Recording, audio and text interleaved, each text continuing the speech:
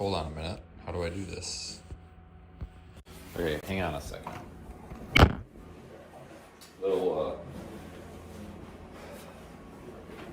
Okay, I'm coming. Just hang on, guys. I didn't realize it was gonna start that fast. Hang on. Jesus Christ. Not prepared here. Phone's dead, so I gotta keep it tethered here and plugged in. Okay, there we go. So I got like 65 keyboards here. Get the one that I needed. So I'm freezing. I just got. So I went to the Quick Trip, and in the amount of time that I was there, my door flung open, and it got freezing cold in here. It's like 1,000-mile-an-hour wind out here, so I'm freezing. Like I had it nice and warm in here, and now it's like 40 degrees in this office. So that's my heat. So it's just give me a second here.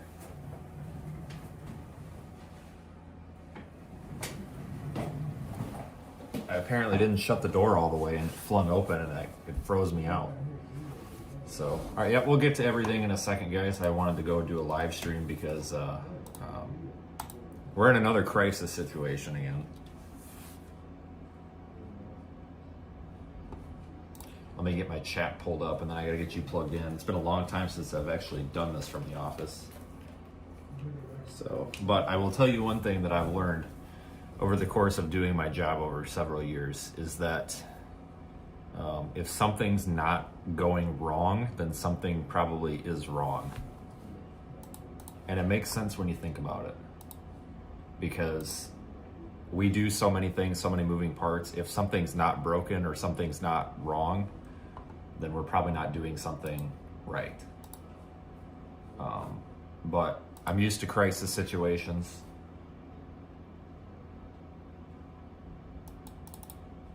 It ain't my first, so we're here. As soon as we get some more folks in here, we'll explain the crisis and why I'm suing my insurance. Hopefully everybody's having a good morning so far. A couple people joining in here. We got to stay here for at least like 10-15 minutes. I can't take you out there because the battery in this thing's like dead.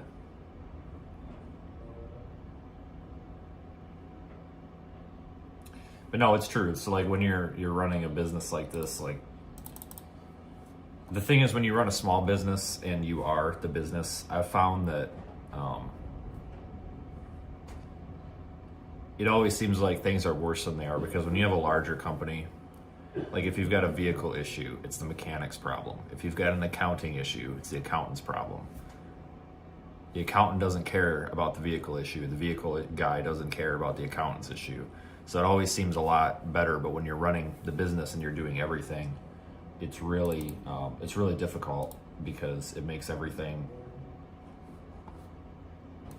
kind of pile on one person. So this stuff does upset me, and I do get pretty pissed at stuff like this, but I've gotten really good at working through these crisis situations here.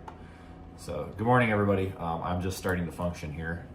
Like I said, it's now like 0 degrees in this office because I spent 20 minutes going to the Quick Trip, and the door, I didn't shut it all the way, and it flung open. I'm dead serious. We have like 1,000-mile-per-hour wind out here. Let me look up and see what the wind, because we have a high wind warning in southern Wisconsin here. Let me see what it says. So it says high wind warning, 35-mile-per-hour winds, gust to 60 until 4 p.m. Well, that's good. At least it's gonna go lower. Okay, so let's talk about number one, why I'm suing my insurance company, and then we'll talk about my pity. And God dang, my eyes are red. Okay, let me find the statement from the insurance company. So before I go into this, I want to make a comment here. I don't want anybody's pity. I'm not doing this to pity anybody. I'm just doing this because it's my job to live stream stuff. Okay, so I'm suing my insurance company because they don't want to give me as much money as they're supposed to. So because of the parts availability, we have forced them to total my F-150, because I'm not waiting. The estimated start of repair on my F-150 has now moved up to the second week of May. I am not sitting until the second week of May with a truck that got wrecked on February 4th. Get rid of it, buy me a new truck. Right? They agreed. We went to them because, like I said, I got a lawyer, and we went to them and we're like, this is bull. That's March, that's all of February, March, April, and it'll be the end of May. That's 4 months without a vehicle. That's bullshit. We're not doing that. We said total it, pay for it. So that's what we're doing. So here's the problem. So this is what they sent me. So keep in mind, I have and I'm very open about this, and I've got it in my policy written in my policy and I pay extra, that they're supposed to pay me replacement value for all of my vehicles, not cash, not average market value. They're supposed to pay me cash value for replacement of a similar vehicle within 5,000 miles, same color, same trim level, same everything. And this is what they did. So they sent the market valuation report, which is pretty typical.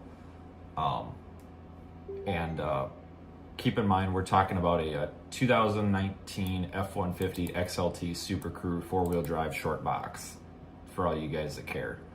Odometer 89,651 miles. This means they need to pay me the value of a vehicle that's got up to about 95,000 miles, give or take, which is fine. It just has to be in that ballpark. They're saying that the base vehicle value is $28,523. And the adjusted cash value is also $28,523. So this third-party independent insurance evaluator has given my vehicle a price of $28,523. That doesn't really actually matter, because it's really what they need to pay is what it would be to replace it. But somewhere on here is where so here's the thing. Here's what we found, or what they found as comparable vehicles to replace it with. There's another one with 99,600 miles on it that was for sale. Where's the price? Yeah, for $26,238. And this third party has a VIN. We called the dealership, said, hey, do you have this? It's blue, 4-wheel drive, same everything. Just a couple more miles on it. It's the same truck. It's identical, same truck, same everything. Nothing's different about it. And they said, yep, we've got it. And I said, okay, you take a cashier's check. Yep, we got it. Okay. We go back to the insurance and we said, okay, we found a vehicle. They said, okay. Insurance wants to pay me $21,000 and some change, because that is the adjusted cash value for the vehicle. Here's the problem. Any vehicle that is the same trim level, same color, same model year, same engine, same everything as that truck is more than that amount. And that's a problem, because I pay an extra $160 a month to have full replacement value for this vehicle. I have a underwritten contract, 5 pages long, of my insurance policy, and even the lawyer went through it, so it's not just me. And it very clearly states, there is no out in there, it very clearly states that they have to pay the cash replacement value for an extremely similar vehicle of same model year, same trim level, same engine, same color, same everything. So what we did is we then had another third-party insurance adjustment service go out and try to find more similar vehicles. There's a deal. They went as far as a dealership in Texas that has the same damn truck. They're all about $6,000 more than what they want to give me, and that's a problem, because I'm not taking a loss when I've paid that much money. So we're suing them. They actually just filed the lawsuit yesterday. So we are suing my insurance, but the problem is I don't have my insurance money until we have a lawsuit. So the problem is they want to take us to this arbitration meeting, but if we do this arbitration meeting, then I have to sign away my rights on a lawsuit. The person from insurance company, which may or may not start with a P and end with aggressive, they said that they want to do this arbitration meeting And we're like, and I was like, okay, well, that's got to be good, right? And the lawyer's like, no, because what they're trying to do is get you to sign away your rights to a lawsuit, and then they're going to offer you like $500 more until you take it or leave it. It's basically what's going to happen. And they have to get you a third-party mediator, and then we have to split the cost on it. Like, and that's stupid. So apparently the one thing that got me saved here is there is a really, really good thing that happened in my insurance policy that I didn't know. Apparently, I was told by my lawyer that most insurance policies have a paragraph in there that says that you're basically giving away your rights to sue them, and everything has to be done by a third-party mediator in arbitration. I don't have that. And he's like, you're very lucky because they almost always have it. So we got lucky.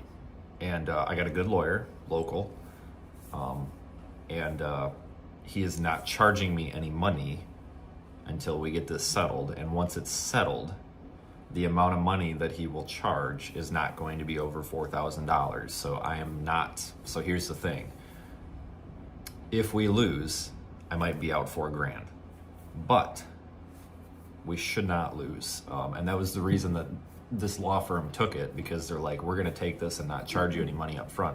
We're going to take it out of whatever at the end because we don't see why you would lose this. I'm like, okay. Here's the cool part. We are trying to get Progressive to pay for the lawyer bill. And from what it sounds like, there's no reason they shouldn't pay the attorney's fees because they're the ones that are going to get the judgment placed on them. So if everything goes well, I shouldn't pay for the lawyer. And I should get the $28,000 that I'm owed versus the $21,000 or whatever dollars that I'm owed. Court date's in May. So it's still like, no matter what, we're still screwed, right? Yeah. So here's what we're doing, right? So here's a fleet update.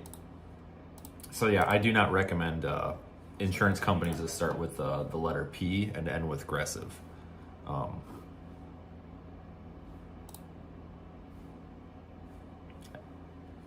Job security for the lawyers, right? So here's what we're doing. All right, so I've got a bunch of cars. I've got 2 Ford Explorers. One of them runs, one of them doesn't. I've got a 2009 Tahoe. I've got a 2019 Tahoe. 2019 Tahoe is far from operational.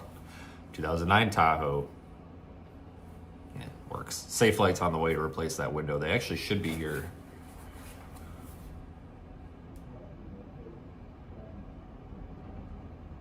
Should be here soon. But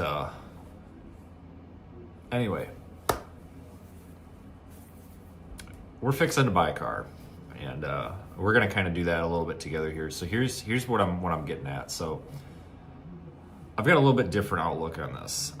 We're gonna be doing some asset liquidation because I've filed Chapter 7 bankruptcy. No, I'm just kidding. We're gonna be doing some asset liquidation because, oh dude, Tori, quick second. I don't know what's wrong with the truck. And the fact that you said 5.3 in oil pressure makes me think maybe you know what you're doing. I'll take your opinion if you do, but here's the problem with this thing, guys. And I want to be very clear with this because somebody came back and said my mechanic was an idiot. No, Carrie, Rob's neighbor, put the motor in for me. Whatever's wrong with that truck has nothing to do with him. It was either wrong with the truck prior to him and we didn't know about it because the motor was shot, or it's a bad motor, which I don't really think it is, but here's the problem. The thing's misfiring like crazy. It's not injectors. I've done I did all 8 injectors. It's not the high pressure fuel pump because we checked high pressure fuel pressure and it's solid. It's exactly as it should be. Because that was my other thought. I'm like, it's not getting fuel. It's definitely getting fuel. It's not a vacuum leak, I don't think. So we've had, I've checked, I didn't smoke check it, but I did like take some starting fluid and spray it all around, and like I don't think it's got a vacuum leak. Did a compression test. Compression is equal across all cylinders. New spark plugs, new plug wires, swapped coils around. I actually replaced a couple of the coils with known good working ones. I just swapped them off my other truck. So we've replaced spark. It's got air in the fuel. It's misfiring like crazy. And it's got good compression, so that shouldn't be a lifter problem. I pulled the valve covers off, and it does over. And he touched every part of it. If there was something wrong, he would have, done something. I went back and traced the entire wiring harness, and I cannot find any broken wires, anything. I've checked all the grounds. I've checked voltage drop from the negative battery terminal to the frame and the body, and I've checked ground everywhere. In fact, I've added a couple of grounds just in case we had a bad ground somewhere. I added a big ground cable from the engine block to the frame, and then from the engine block to the battery, and then from the engine block to the body. So just in case there was a ground issue. My only other thought is that the PCM, or the ECM, which is the computer, does it have a bad driver in it? Hold on here. I think my internet just went out.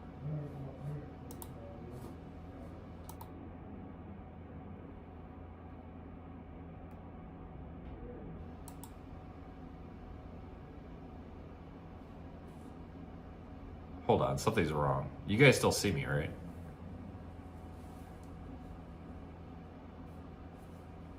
Something's messed up here. Something's messed up. My laptop's not connected, but you guys are here. It was a quick drop. What is going on?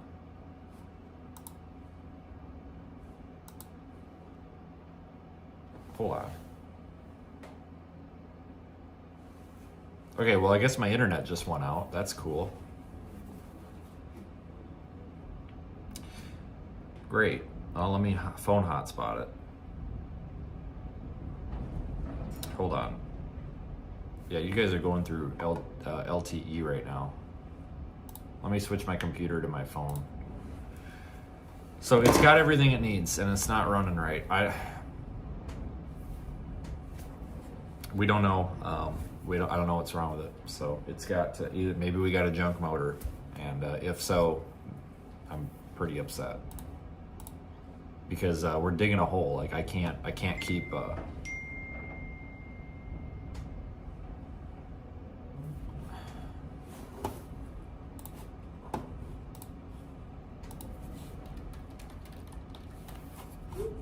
I can't keep dumping money into it. You know what I'm saying? So I'm not quite sure what we're doing with that. I have a title for it. If anybody wants it, you can come buy it as is. I mean, so what I'm looking for, guys, I'm actually, and some of you guys are probably going to have a lot of respect for this. So I'm trying to look for, because we got the Tahoe, and I don't want to make that the primary vehicle because I don't want to burn it up. I want to make that thing last. So what I'm thinking about doing is, at least for the interim, purchasing another vehicle, keeping Tahoe as backup, the white one, and then eventually when I hopefully win this lawsuit, we replace that truck, and then we can replace the white Tahoe with this new whatever we've gotten. So I've been looking on Facebook Marketplace, and here's kind of what my criteria is. I'm looking for something that's old and cheap because I don't have any money. I am not gonna. I appreciate it. I had a lot of comments from people like, "Oh, go get a loan." I'm not getting a loan. I'm not doing that. That's just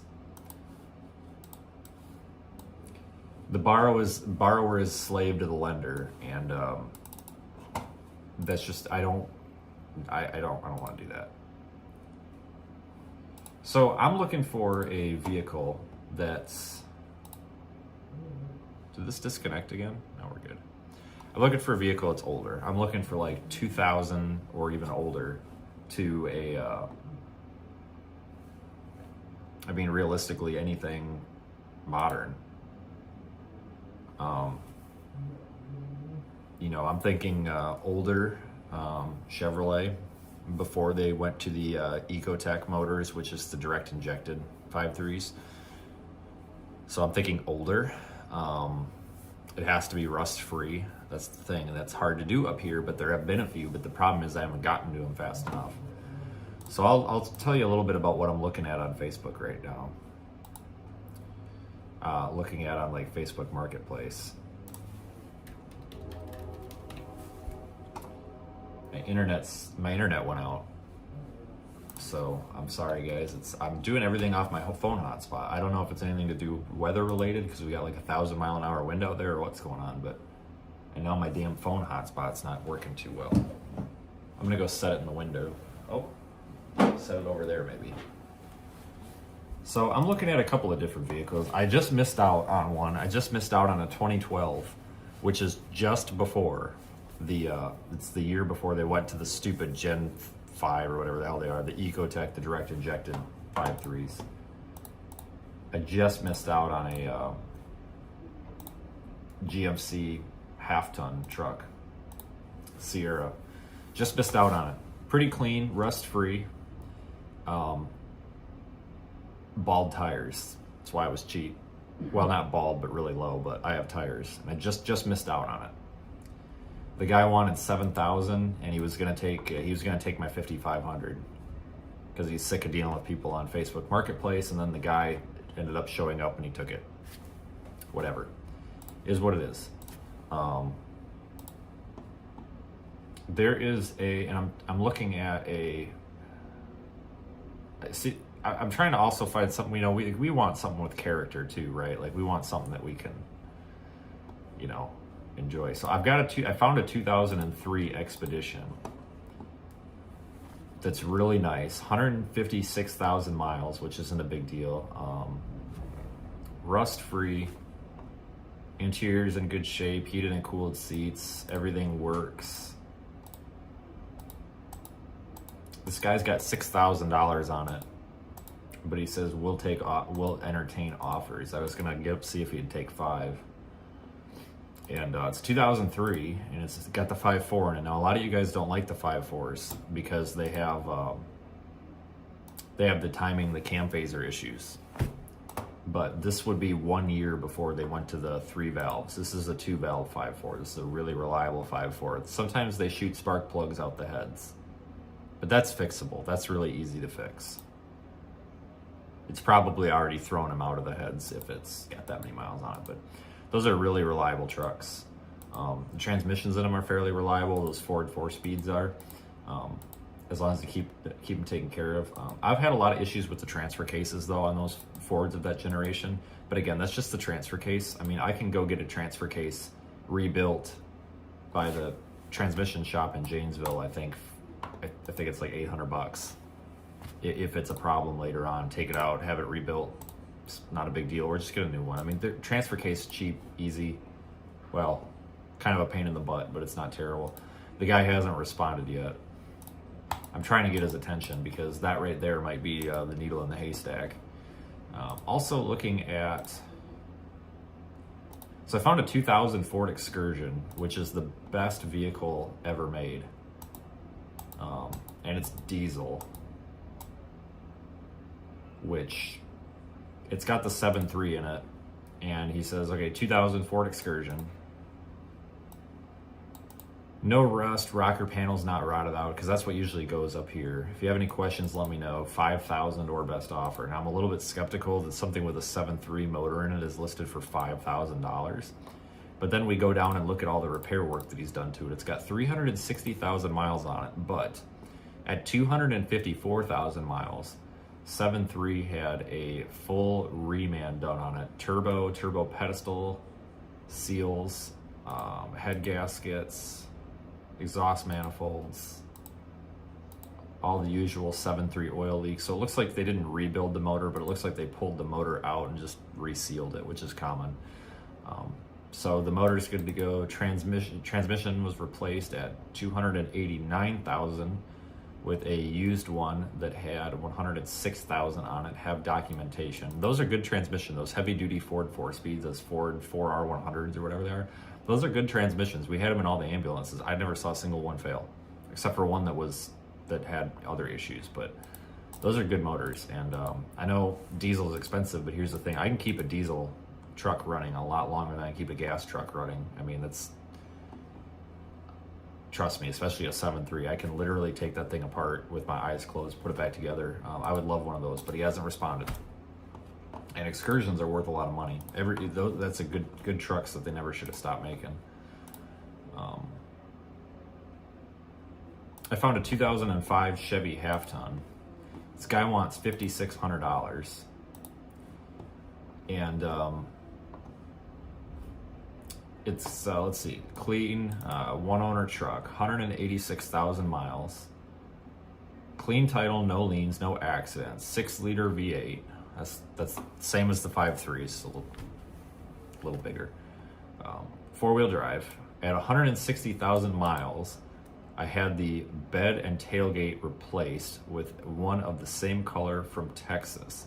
There's a large dent in the side near the tail light, so it is rust-free. The rest of the truck is rust-free as well. However, at one point I had the cab corners replaced, okay, which is common. And then he's got pictures of the underneath, and there's like no rust on it, other than just your surface, typical. New fuel pump. Stainless steel brake lines replaced to the rear when the bed was off for simplicity. Tires have 4,000 miles on them. Brakes were also replaced within the last 2 years. Runs great. Price to sell, $56.75. I bet he'd take 55.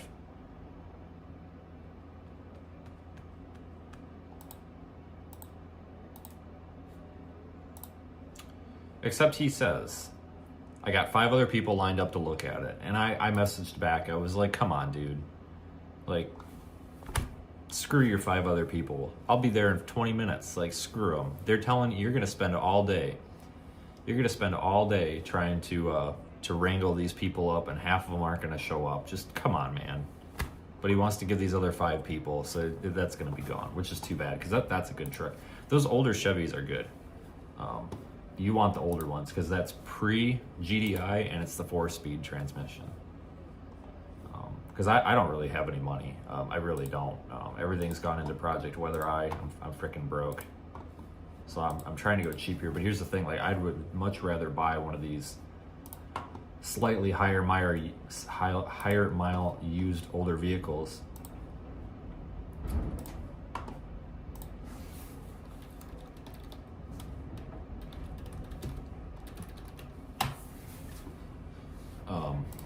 Because I can actually fix the damn things.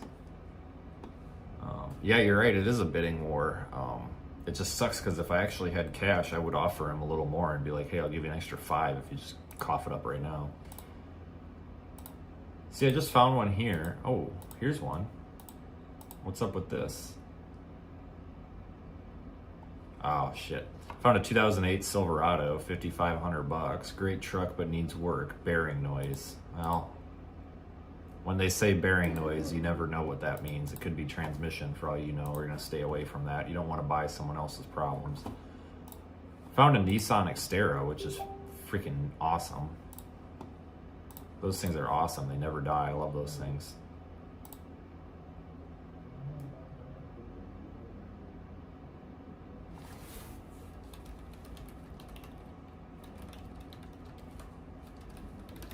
See, I get really annoyed by this. Like, oh, like the guy with that Expedition just messaged me back. Oh, there's a guy in front of you. Like, I get it. But there's a guy coming at 7 o'clock tonight. I'll come right now. You're an hour away. I'll be there right now. You could have cash in your pocket. Like, I even told this guy, I said, as long as this thing matches the description, I will pay you cash right now, today. Like, I'm literally basically buying it sight unseen. Like, sellers, for the love of God, please, when somebody is offering you cash to come get it right now, unless the other buyer is already on their way, please let the fucking buyer come get the truck. Oh my God. Because a lot of these sellers don't understand how inconvenient it is, because like, you're buying, like, because I've spent the last 2 days driving all over southern Wisconsin looking at vehicles. Most of them that I go to look at are junk. And because the sellers lie. And then when you find a good one, they're like, yeah, there's 4 people lined up. And I get it. They're trying to do the right thing. But it's like, guys, come on. Like, you don't understand. Like, I have gone through like 7 tanks of gas. Like, I've gone through like 1,500 to 2,000 miles or whatever trying to freaking drive around for this shit these past few days. Like, help us out as buyers by when someone says, I've got cash, I'm not going to give you a hard time. As long as it matches the pictures and there's nothing you're not telling me, I will buy the effing thing. Let us come get the vehicle. I understand other people are interested, but 90% of them will waste your time. Seriously, they will. 90% of them won't show up. Just for the love of God, let us buy the damn car. I still don't know where the money's going to come from, but we'll figure that out.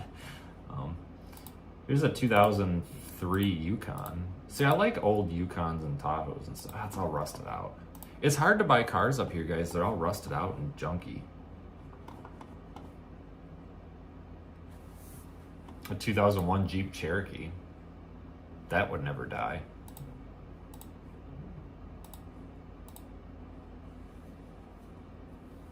I don't want to go quite that old unless it's a truck. So if anybody's got something they want to sell, yeah, I won't buy from a dealership, guys, because they tack on. I don't have enough money to buy from a dealership. For example, there was one that had a vehicle listed for $6,500 yesterday, and I called them and I was like, "All right, what's the catch?" And they're like, "Oh, your out the door price is $8,250," and I'm like, "How is it $8,250?" Tax, title, and license. I'm like, tax, title, and license is not that much money. It's not. Tax, title, and license in this state. Hold on. Yeah, 325. Wow, $325 for tax plus $264 for title plus $75 for plates. $664 is tax, title, and license. Well, they have dealer fees and advertising fees, and I was like, I'm not paying that, so I will not do a deal. Guys, I don't have any money. Like, I really don't. I'm broke. Like, I'm getting shafted by everything that I own. Like, this is horrible. This is all I have. Like, this ain't much. These are hundreds. Like, right? Yeah, like, this is my budget, and it ain't much. They are hundreds. I don't think they're counterfeit. I hope they're not. That's my budget, and it's not much. So we have to make something work. It's for a good cause. But there's good deals to be found on Facebook, because you just have to be very careful how you look. Because when you look really carefully, you'll find somebody who has a good vehicle, but they just don't want to deal with selling it, so they make it cheap just to get rid of it.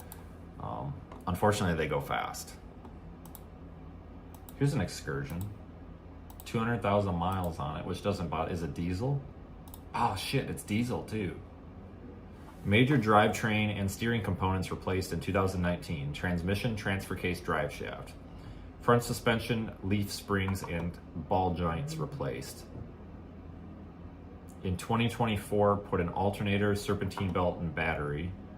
This is limited trim, includes leather, 4-wheel drive, tires, Goodyear Ultra Terrain AT, installed at 196,647. Okay, so those are new.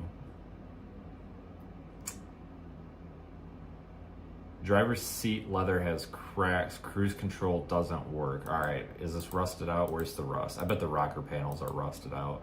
How much you want to bet? How much do you want to bet them rocker panels are gone? The underneath looks clean. It's got a typical 7.3 oil cooler leak.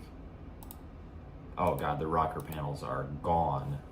Yep, that sucks. Next. I won't buy anything that's got rusted out rockers, because if the rockers are rusted out, everything's rusted out. Oh yeah, I love diesel, guys. That's kind of what I do. I mean, if I can, I would buy a 7.3 all day long. I mean, yeah, they leak oil, but I've replaced.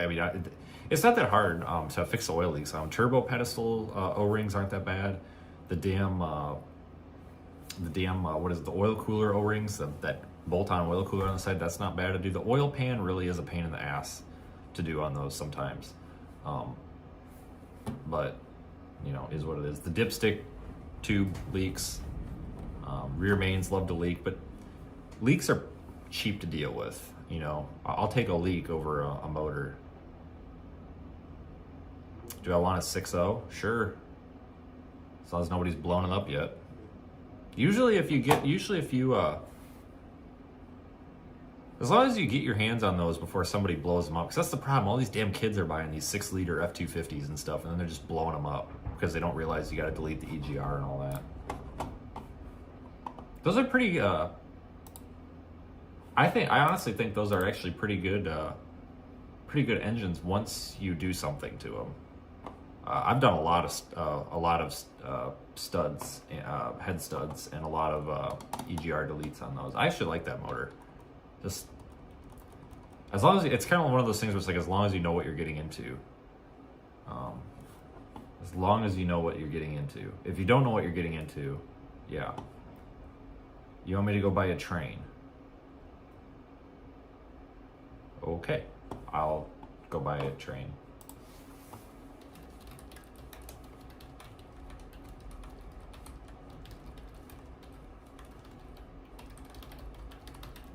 All right, safe flight should be here in about 20 minutes.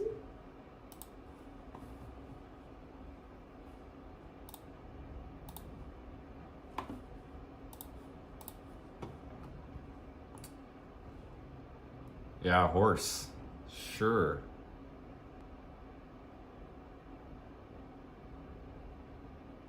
Yeah, 6-liter sucks for.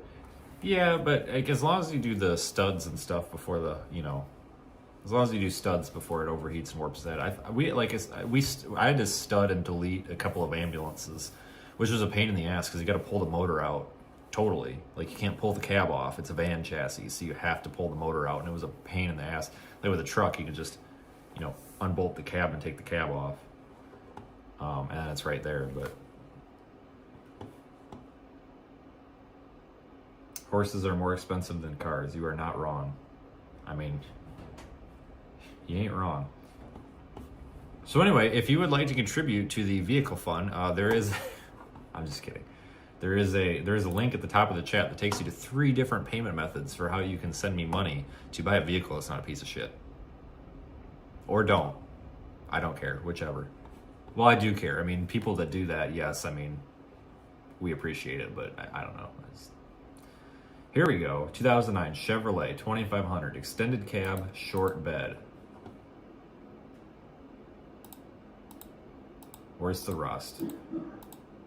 Ooh, it's not rusty. Sounds like he's dying over there. Preferred trades. Next. I hate people that do that. I'm trading, not selling. Here we go. 1998 GMC 1500. Classic. Short bed. $12,000. Why? Diesel? No?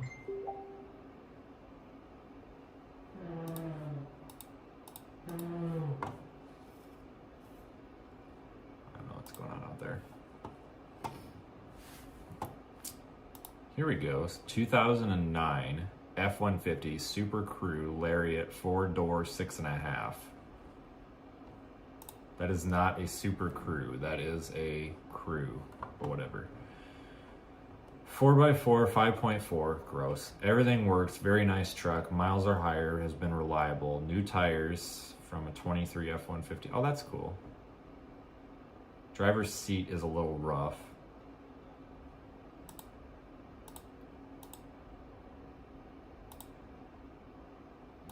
I don't see any rust on this thing.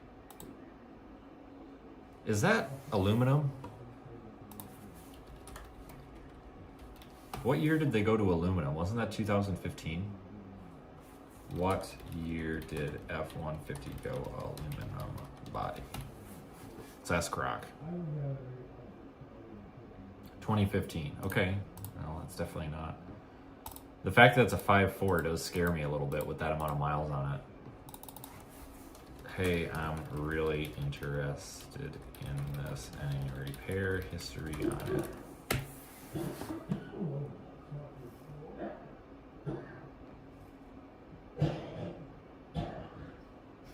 I don't know if you guys could hear that, but Jesus Christ, it's the people in the shop, like way over. Wow. This is actually a nice truck. What's the catch? Like, what's wrong with it? Like, are the balls, like, is the entire suspension out of it, or? Because it's got 197,000 miles on it, but I feel like at that amount of miles, it might have had a lot of work done to it. So I asked him if it's got any work done to it. Because that's the thing, like, I'm more interested in, like, if something's got high mileage, but it's had a lot of work done to it, which usually higher mileage stuff does, then whatever. I mean, my truck out there has got almost 300,000 miles on it, and I'd still drive it to Alaska, so.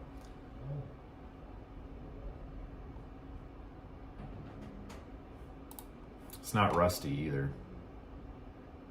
It's hard to find vehicles up here because a lot of them are rusty. You gotta watch out for that. Starts and runs great. Does it drive great? Is it rusty? Here's another F-150. What the hell motor is that? I don't even recognize that engine. What is that?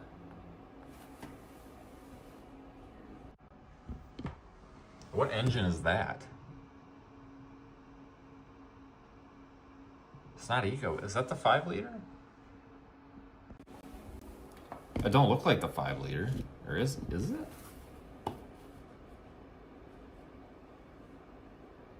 So I don't see a turbo. I don't see a charge air cooler line or a charge air pipe.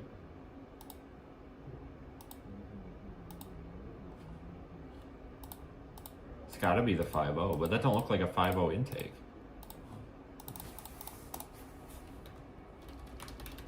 .37? Oh, is it? I didn't think about that. That might be the V6. You're right, that is the 3.7.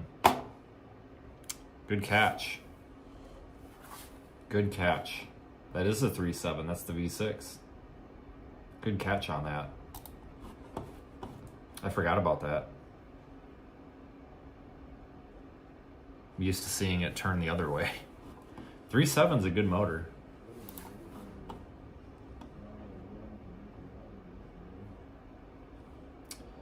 (1984) Ford Bronco. Doesn't run. Next. That probably would be the vehicle to drive because it would probably run forever. All right, how rusty is this turd? 2002 F-250 Crew Cab XL 4-door 6.75 foot bed. Great running, 200,000 miles, stage 1 injectors, full force, hydro tuner installed, lower miles transmission, track bars, Mishimoto trans cooler, 5-inch straight pipe with bed stack. Oh my God, next. Let's keep reading. We could delete that. Underglow lights, okay. Bluetooth radio with amp, 12-inch sub, 2 brand new batteries, has some rust. Next. It's got a fucking bed stack in it. Are you kidding me? You know they didn't take care of that truck if it's got a bed stack. Like, you're kidding me, right? I think Safelite just showed up.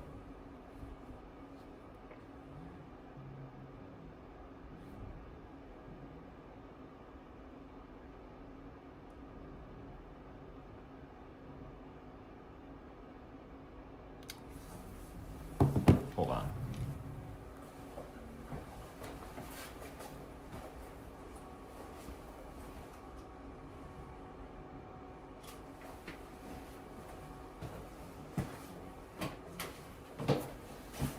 Nope, definitely not. Here we go. 8,500 bucks. Toyota Tundra double cab SR5, 117,000 miles. That's probably a good truck. $8,500. I don't have $8,500. If I had $8,500, I would buy this. It's a Toyota. Oh wow. Because these are known to rust out on the frame. Frame does not have any rust. Bed does not have any rust. TPMS light is on. Who cares? No leaks. Not burning fluid. Engine bay is dry. No shakes. Truck has plenty of... Oh, tires have plenty of... 4x4 works. AC works. AC works in parentheses. I promise. Water pump replaced. Rear bumper replaced. Serpentine belt replaced. Tensioner replaced. Coolant flush. New thermostat. New front struts. New lower ball joints. New rear shocks, recent transfer case service, Line X, See, if I had $8,500, that'd be the one to buy right there. That Tundra, because that'll run forever. Those are good trucks. Jeep Wrangler X. Could have a Storm Jeep.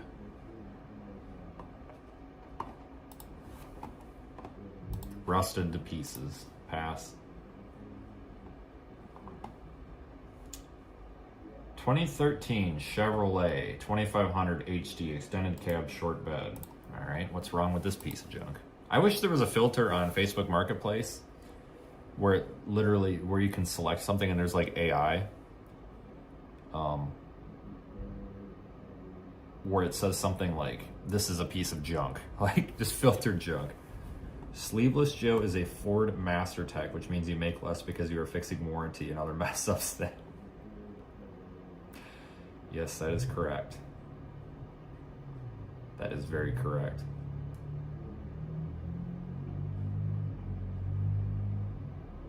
God dang, ain't that the truth? This thing's not a rusty turd. So what's wrong with it? This is a dealership. Motherfucker.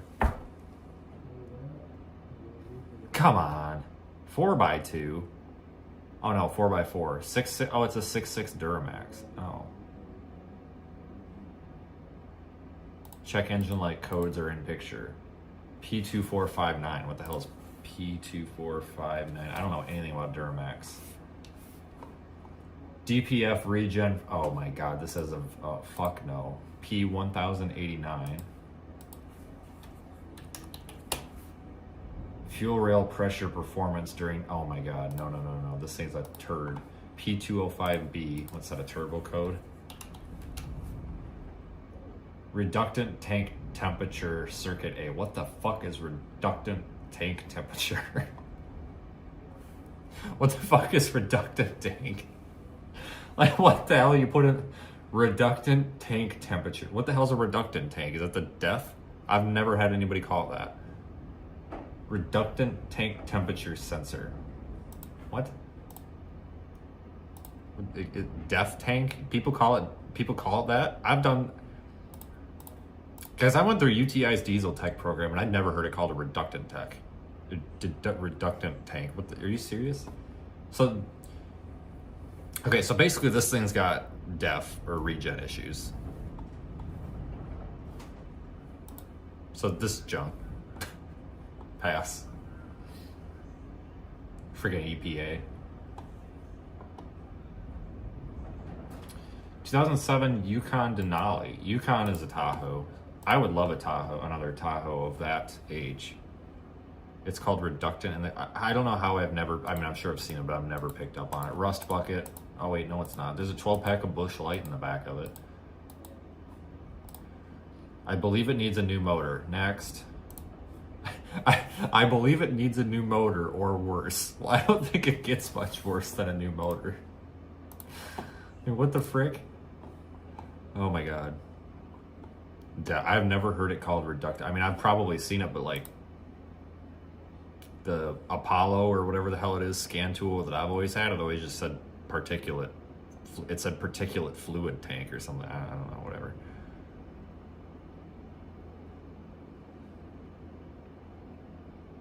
GM calls it reductant, whatever. Okay, well, yeah, I don't know GM. I don't know anything about Duramax, so that's the thing. I know Cummins. I know a little bit about Cummins, but like, I would take a 7.3 Power Stroke, honestly, or a 6-liter, because I've worked on so many of them that like nothing bothers me on those. Like, yeah, okay, it's a pain in the ass to do head gaskets and delete them and bulletproof them and stuff, but it's mostly nuts and bolts. Like, it's not that bad, especially the 7.3. I like working on the 7.3s. I don't know why. I've touched, because like pretty much every ambulance we had was a 7.3. We had a couple of 6.0s, and every 6-liter that we had, I had to stud and then EGR delete. We had to, like every.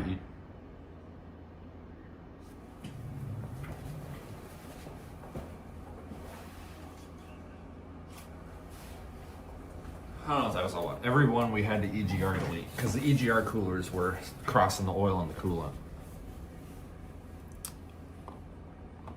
All right, what else do we got? 2005 Ford Escape. A 2005 Ford Escape would probably run forever, but I'm not driving one of those. I'm sorry. 2009 F-150 Super Crew Cab FX4 6.5 foot. All right, what's wrong with this piece of shit? This is Facebook Marketplace. You just got to weed through the junk. Got this truck for winter. It did me great. Looking for something like a Ranger or S10. It's got the 4.6. It's rusty. Nope. It's got the 4.6 liter in it.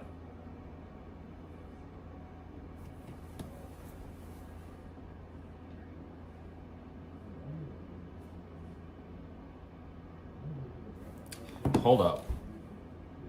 I got a message back from somebody.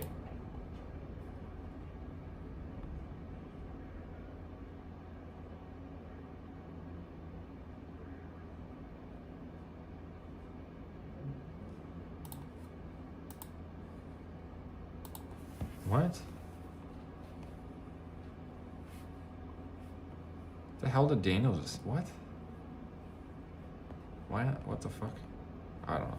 That was yesterday. So the 2009 F-150 says he did coil packs and plugs when I got it. It had the check engine. It had the check engine light that came on. Was told it had cam phasers and timing change on it. Can't prove it. It just oil change. Okay.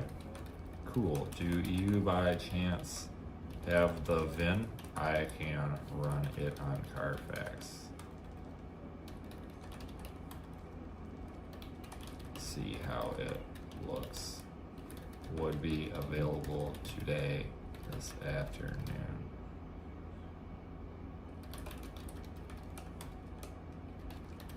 Okay, so this guy says, I don't have any proof, but I was told before I got it that the timing chain and the phasers were done. Now that could mean a couple of things. That could possibly mean, number one, that it has bad timing chains and bad phasers, and he's just telling us that it was done so that we don't ask questions. Or two, it actually did have them done. So I'm gonna try to get the VIN from him, and we'll put it in Carfax. And if he had it done at a dealership or something, then fine. Why not? I consider a 5.4 or 4.6 absolutely, because I've worked on so many of them. I agree, they're garbage but if they've been taken care of, I think they're okay. The timing chain and the phasers, like that timing set, is not a big deal to do. The spark plugs were the earlier ones. The spark plugs were the 2 valves. The 3 valves, which is this gen that we're talking about, did have issues with the ignition coil and shit, but that was the cam phaser issue, which is kind of expensive to get done, but it's not hard to do. There's a special tool that it's like a big C-shaped thing that you rotate the engine and you drop it onto the overhead cams, and it locks them in place, and then you can pull the timing chain off and the phasers off, and you don't have to worry about retiming the engine. I've done a couple of them. It's a little tedious to do because you got to pull all the crap off the front of the motor, all the crap off the top of the motor. But it's definitely not, it's pretty hard to mess up as long as you're not stupid. But if it's been done already, that's one thing. Like I said, that's why if this guy's going to give me the VIN, I can look at the Carfax, and if he's had, if he's taken it for service at places that have, because some of these shops put the repair history into Carfax. Like if we look on Carfax and it's like oil change, oil change, oil change, oil change, like every 5,000 miles, then it gives me a leg to stand on with it. That might be a good one. It looks nice too. Like it's not rusted out.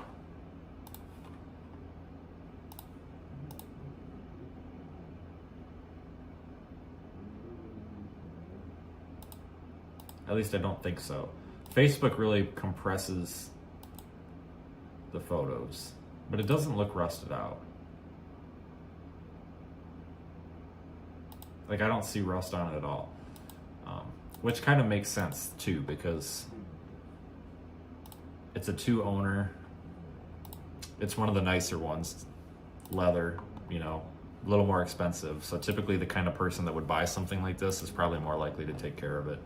Because yeah, it's got higher miles on it now, but the last time it was sold, it was probably a $12,000, $15,000 truck. And usually people that are buying vehicles like that are a little bit more of the type that take care of it.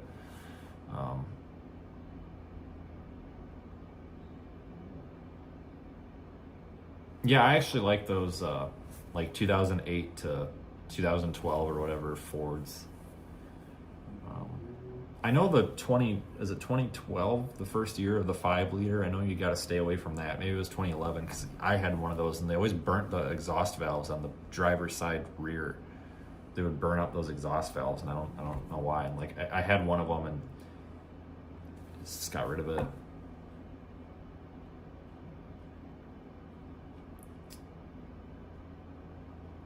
But I do like those. I like the 2-valve motors, the 2-valve 5.4s. But again, like somebody mentioned, they blow the spark plugs out of them. Which, whatever. I mean, there's a fix for that, but it's just stupid. It's stupid that you have to do that. They only put a couple like little itty bitty threads in there. Yeah, it was 2011. Yeah.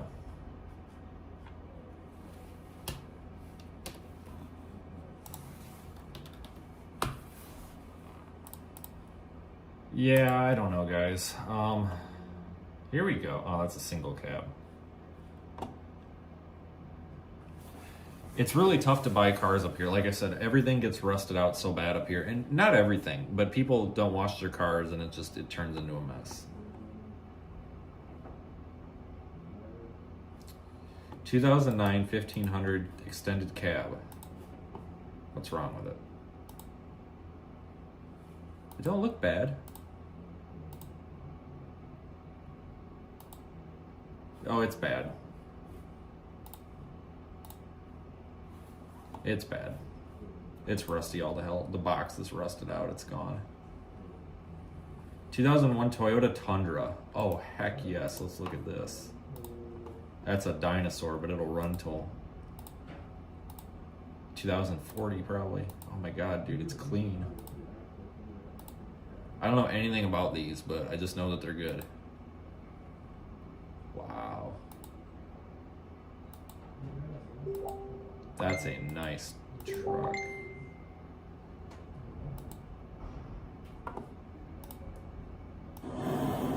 It's quiet.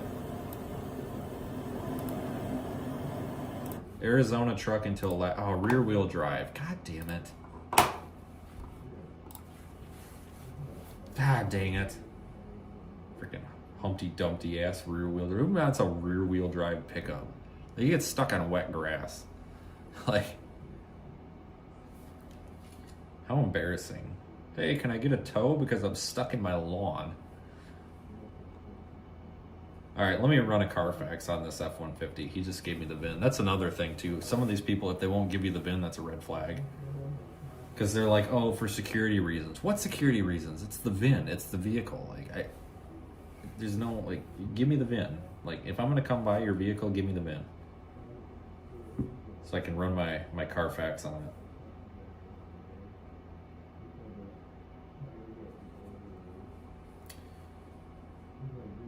Let me see what it's got. Something went wrong. What?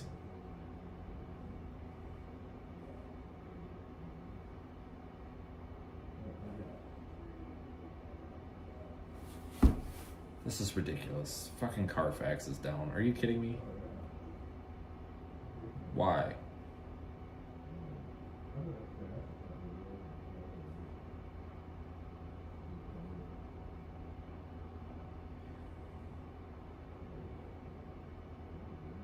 It's not working. God damn it.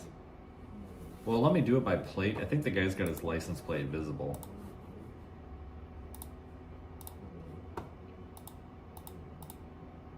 No, he doesn't. God damn it.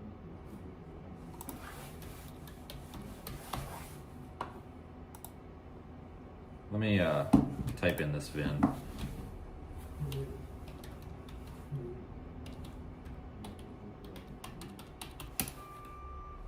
Oh, great, Safe Light's here.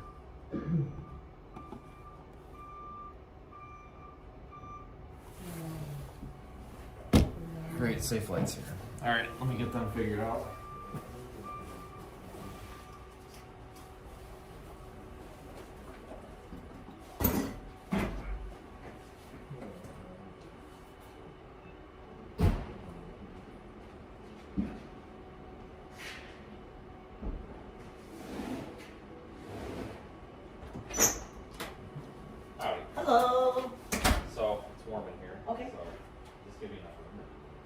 it's enough room. I just need to bring some stuff in here and then call it good. Okay, do you need the door open? Yes. Okay.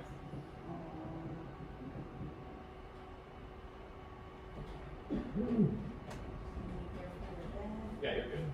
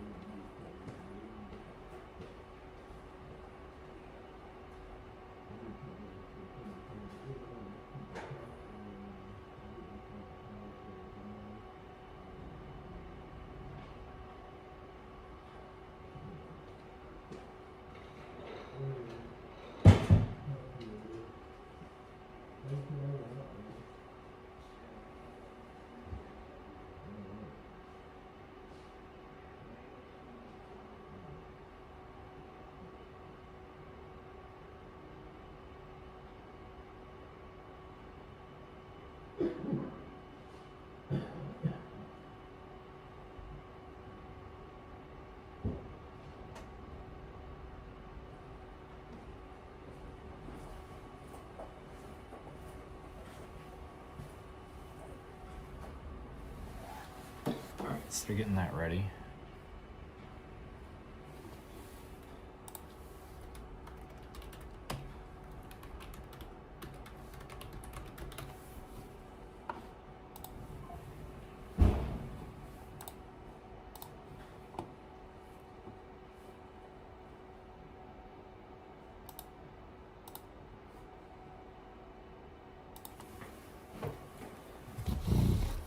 Okay, I'll try to get this VIN pulled up.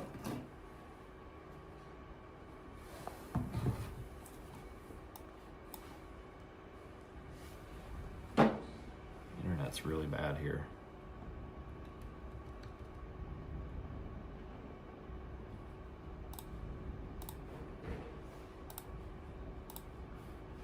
Internet's really bad.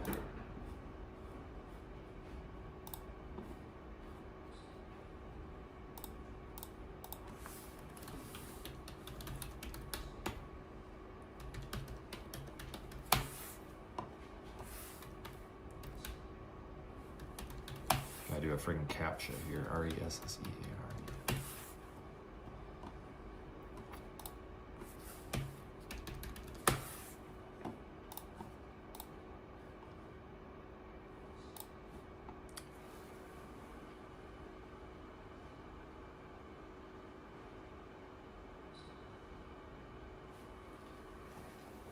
Try to get this Carfax, but it's giving me an error.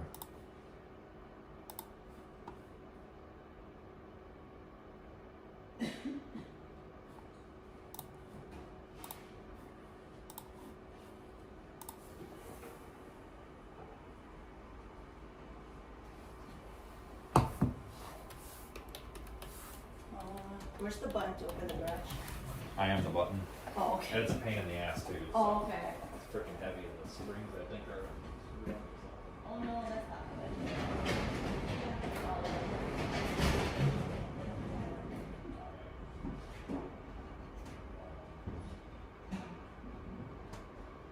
Alright, you can just pull it down. Yeah. You know, shit won't blow away. I know.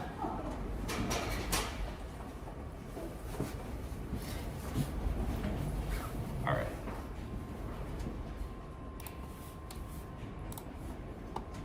Invalid bin.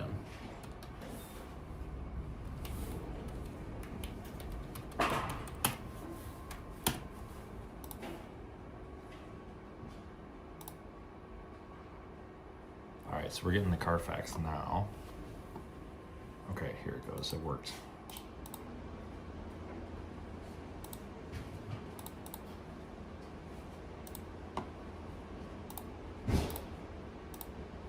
Alright, so this has, let's see, service history.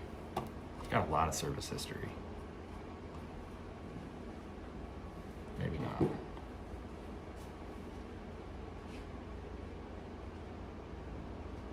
Blower motor.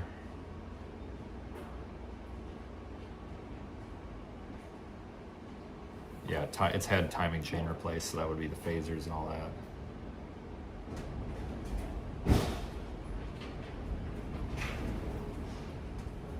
Exhaust replaced. Front hubs.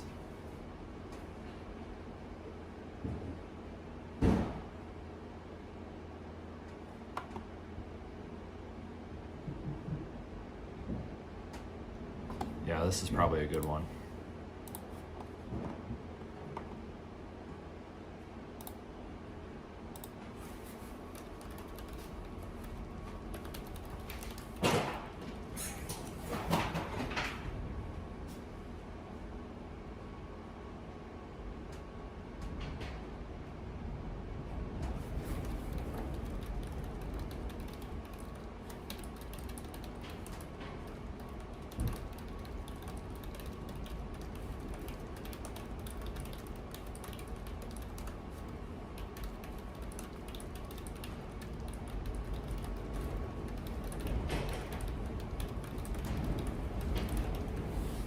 All right, so we'll see what he says, but I think that might be a good one. I don't know where I'm gonna get the money, but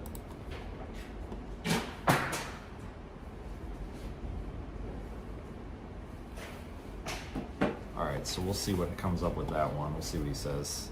I just asked him if there was anything else wrong with it.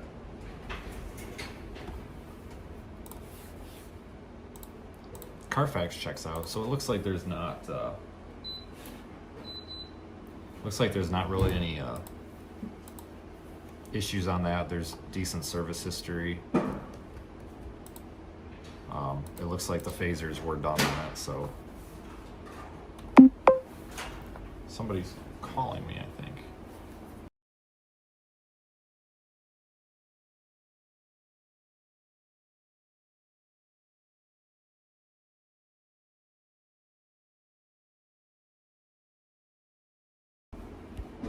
Get out of here.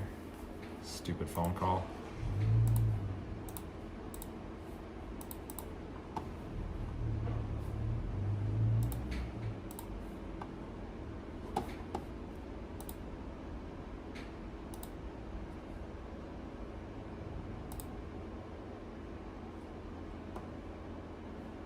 Probably was a scammer. 2011 Silverado. New motor with paperwork, no issues, runs good, interested in taking a look, be able to shut your factory. Actually, it does look pretty good. 2011 though, it's a 6L80.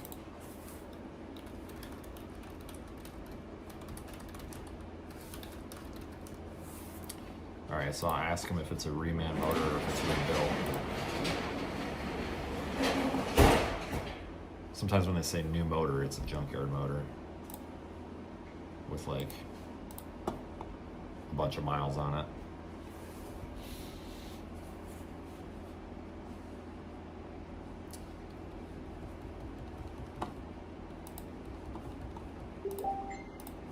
Somebody messaged back.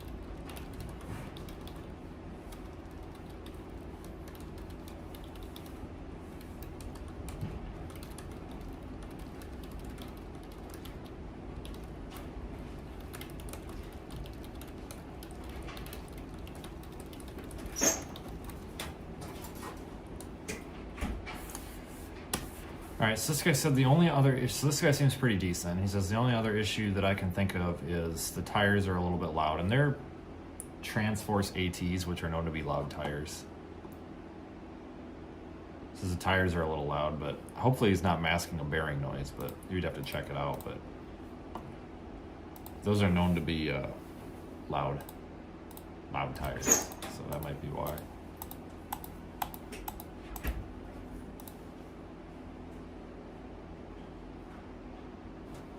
See, a lot of these they hide what's wrong with them in the description. And then, buried deep inside the listing, it's like, oh, transmission is shot or something.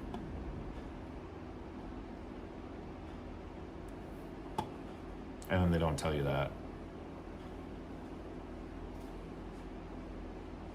The 2010 F-150, that's not bad. What's it look like?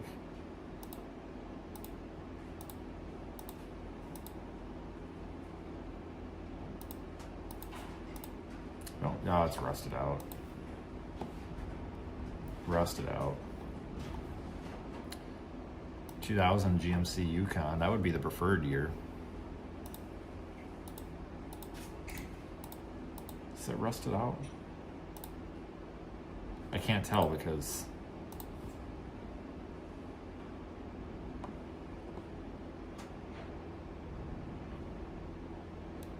cons.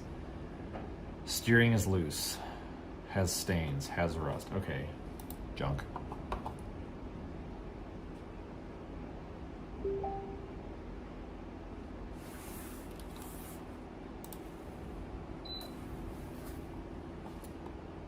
...2009 Cadillac CTS luxury sedan for $6,000. What's wrong with this piece of junk?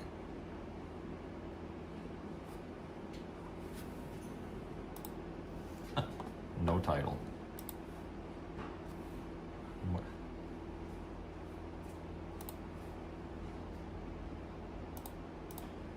Yeah, see, a lot of the stuff's rusted. Like, I wish that on Facebook they would honestly have a thing where it's like, filter out poor condition or something.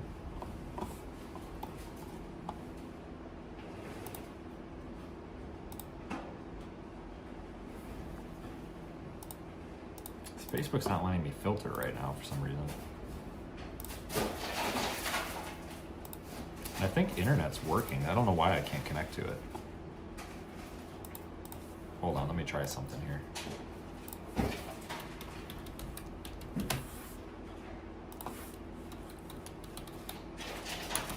The internet's working, but I can't connect.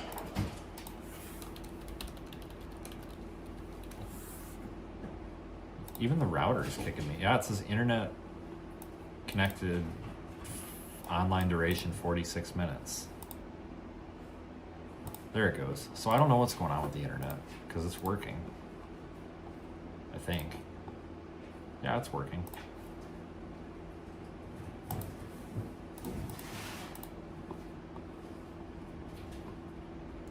Jeep Cherokee Trailhawk. Isn't that a piece of junk? You found an 09 1500, looks really good and not being really any for rust. Yeah, an extended warranty wouldn't be any good for me because they try to use, because I am the mechanic, so they're not gonna, it's not like they would pay me, you know what I'm saying? How many miles on 250,000 miles? Not on one of those.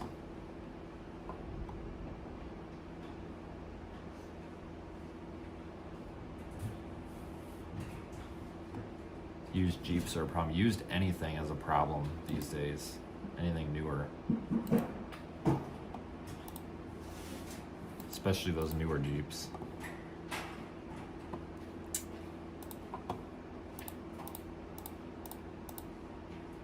So rust-free GMC Yukon. 2004, hard to come by. New brakes, new air conditioning compressor, new parts, blah, blah, blah.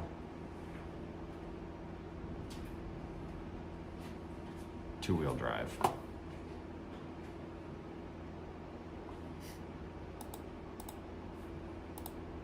you kidding me? That's too bad. That's a nice one right there, but I'm not gonna buy another two-wheel drive. I already have a two-wheel drive.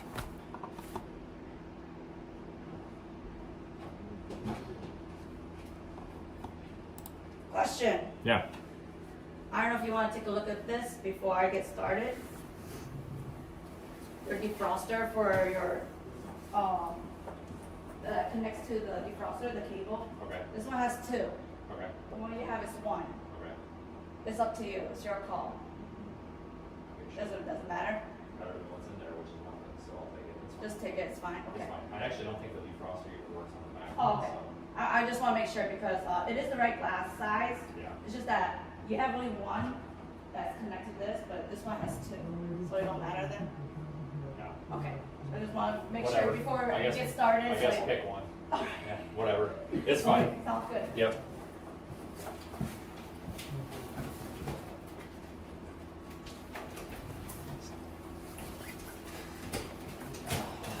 Anyway.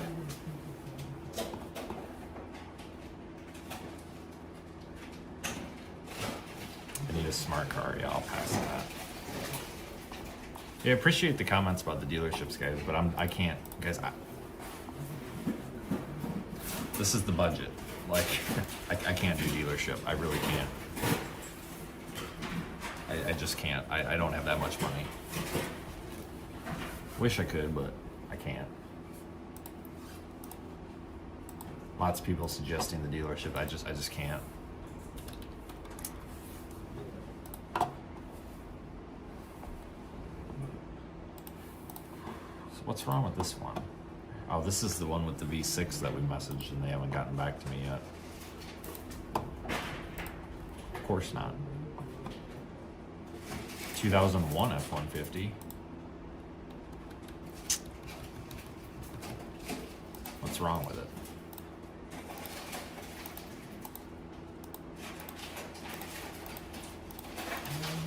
Not really anything.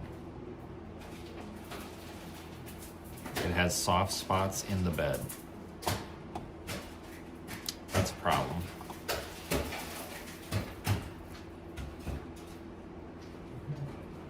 So that's junk. It's possible we sifted through all the good ones.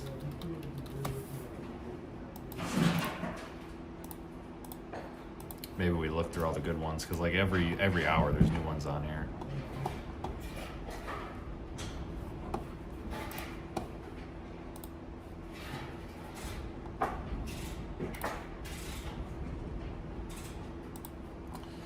Let's look at Craigslist, Kansas. Why is it? No. That's not where I'm at. It's trying to show me Kansas City. No, I want Wisconsin right now. Can we do that?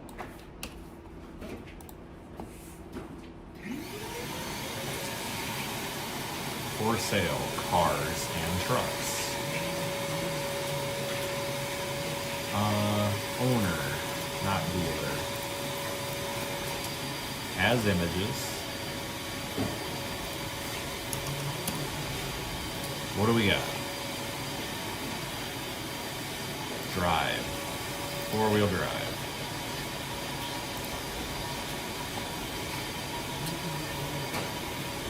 Nissan junk. 2004 Cherokee. Grand Cherokee. That's actually probably not junk. Is it rusty? It's not. That's actually probably a damn good car.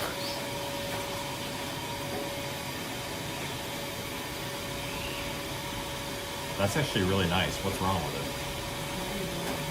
4.7 liter V8, 129,000 miles, well maintained, garage kept, runs and drives, solid body, no rust, tinted windows, double din stereo, LED headlights, tow hitch, power windows, power locks, well no shit.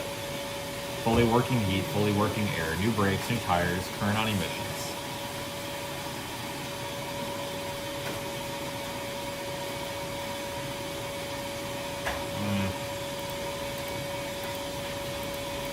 A little small, but definitely off-road capable. Call or text. Let's text. 262. Alright, I shall text.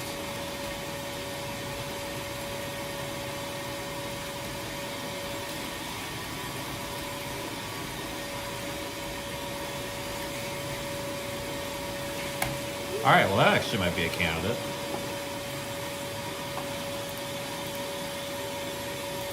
It's really clean too.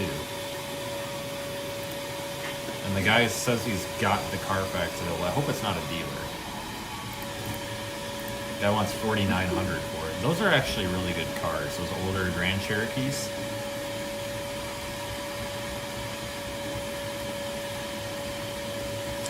I used to have one. Little on the small side, but off-road capable, which is a big thing for me. And the thing is, to be off-road capable, you have to go a little bit smaller. But that's actually something to look at, because that's easy to mod. Oops, god damn it. Picked the wrong thing.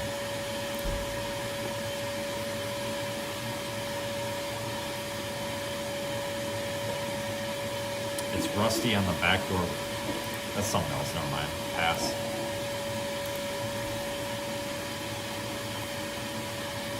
Wow, Craigslist has not much.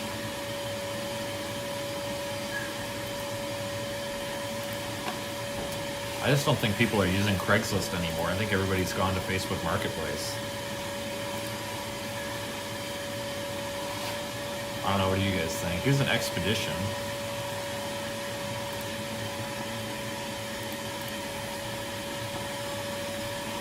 $130,000 miles.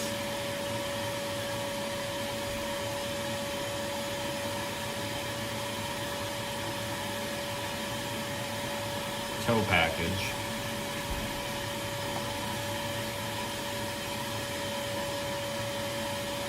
Rust on rock, yeah. It's got a lot wrong with it.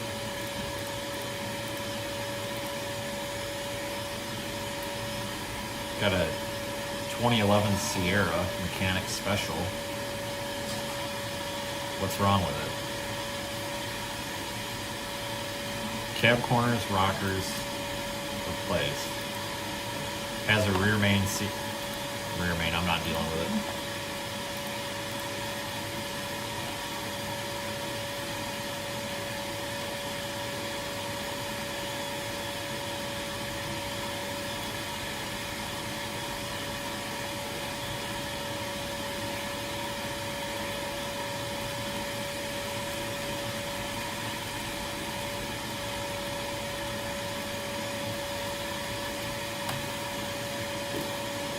Well, let's see. I mean, we could do a rear main, but I don't want to.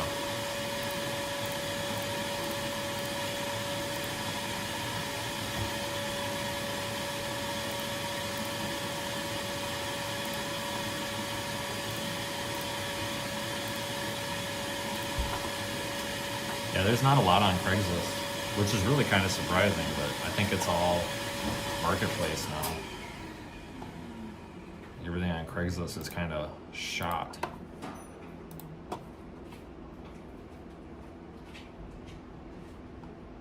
Where is this located? Conomowoc. 2002 F-150 Super Crew 5.4 FX4.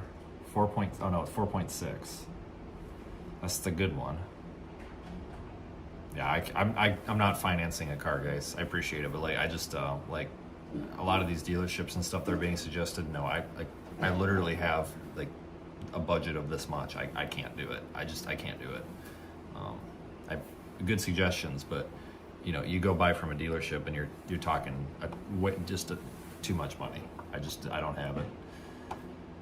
Has rust on frame. Next. Ford Escape, no. Dodge Ram 1500. What's wrong with this thing? Rust bucket. Next. Honda Ridgeline. No, not a Honda Ridgeline. Definitely no Honda Ridgeline. I would love to wait a few weeks, but I can't. I need something now. That's the problem. We're out of time. We're out of time, guys. We're definitely out of time. Chevy Tahoe LS 2001. That's a good one. Is it rusted out? Because those rust out bad. Oh, it's rusted to hell. Ford Ranger. Hell yeah, man. And it's not rusted out, but it's too small. But I totally would.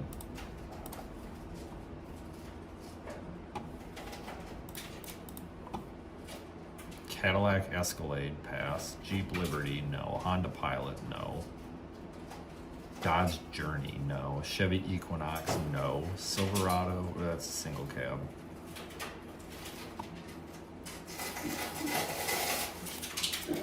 Kia Sportage, no. F-250 Power Street rusted out, no. 2011 F-150 with 417,000 miles on it. I gotta look at this. Rust bucket. Engine Products and Services Inc. is selling a 2011 F-150. A lot of miles, but it runs fine most of the time.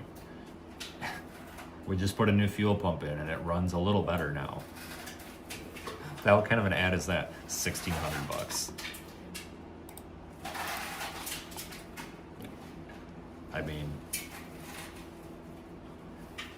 sure. God bless.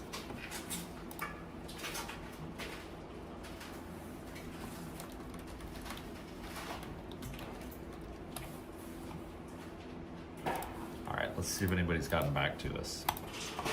Not really.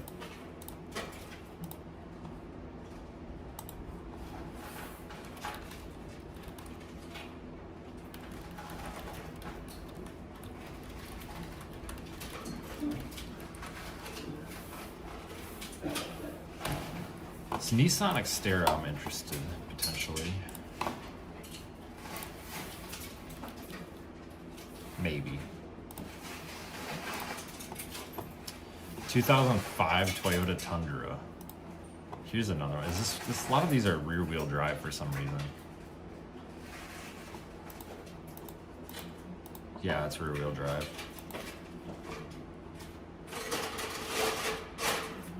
I gotta put some filters in on here, I think.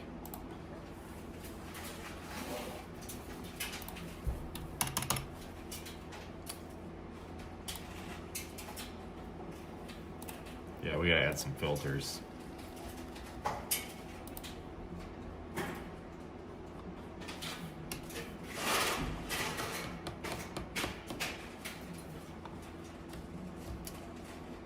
(2011) Jeep Grand Cherokee. 128,000 miles. It's the Hemi.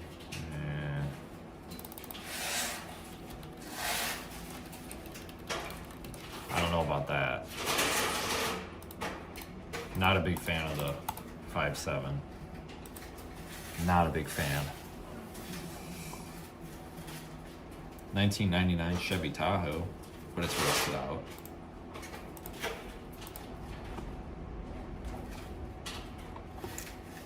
A 2013 Dodge Durango that looks like it got rolled off a cliff.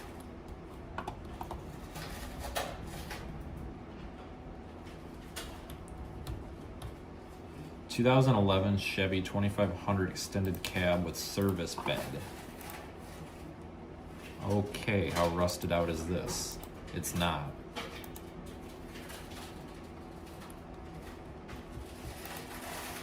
It's rusted out, never mind. Junk. Chevy Tahoe LTZ, 2008. That's a good year.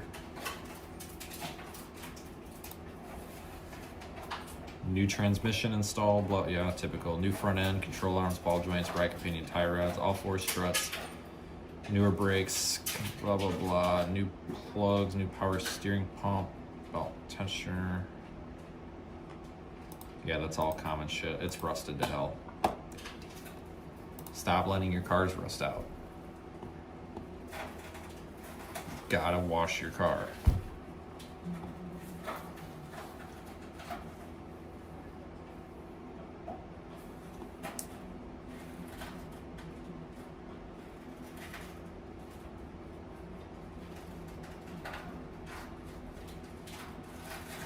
I think we've exhausted everything. We'll check again in a few hours.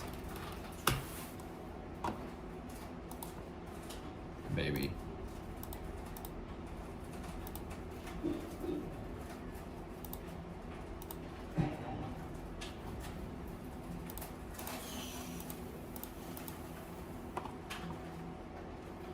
Some of the stuff on here is just priced totally insane too. 2002 Avalanche. That's probably a good vehicle, but they want too much for it. It's not rusted out. Not rusted out at all. It's just in good shape. Here, you guys wanna...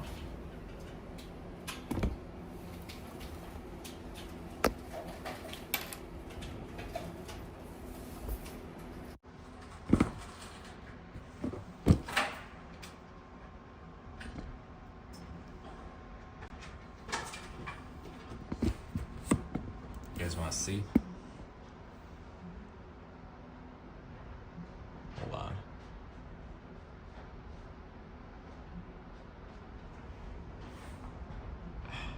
Shit. Oops. So this one's not terrible. No rust.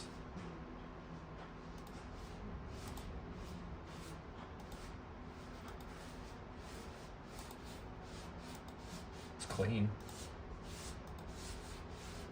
Oh, it's a fucking dealer. Yeah, they got $69.50 and they're a dealer, so they're not gonna budge.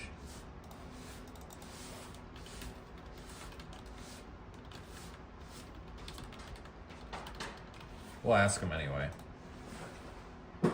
See if they still got it.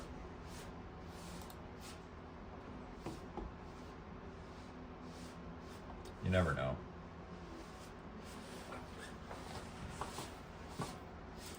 That's too expensive.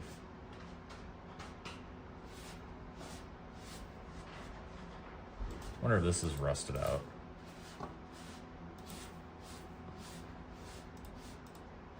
Yep. Next. GMC Terrain. Yeah, never. Never, never, never.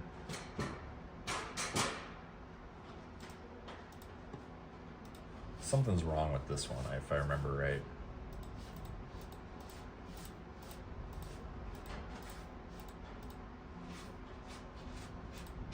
Yeah, it's rusted out. Seen it.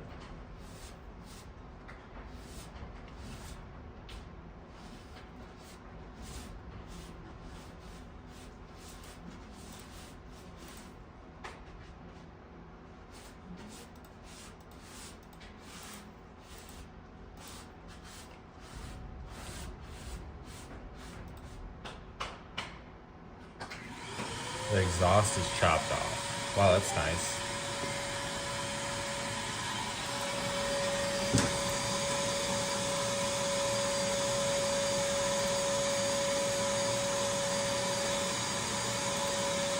Next.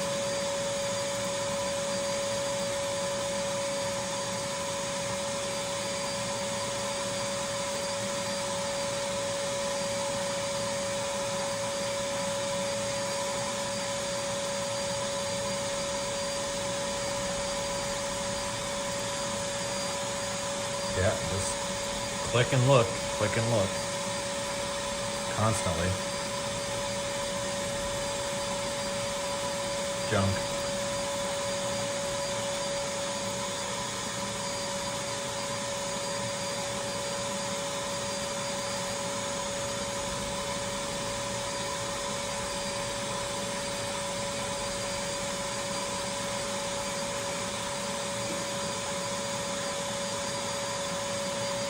God dang, it's hard to find anything on here.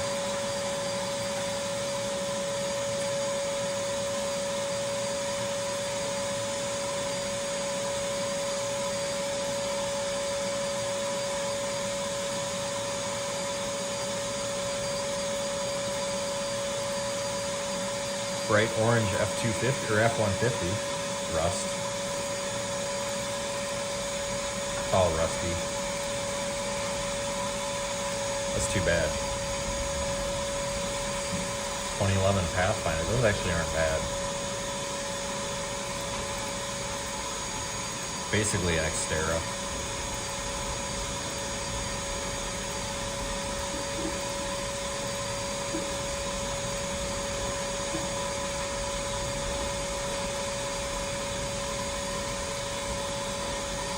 I purchased this recently and was told it had 130,000 miles. I checked the VIN history and it shows 220,000 miles.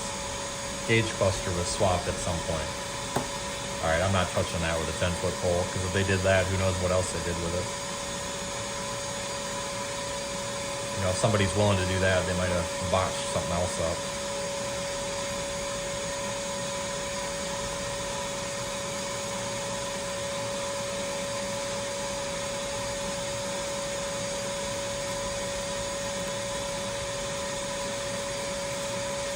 Rust.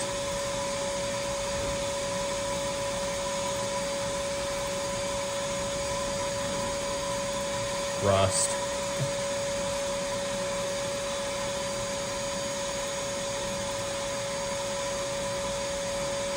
Oh, hot damn, what do we got here?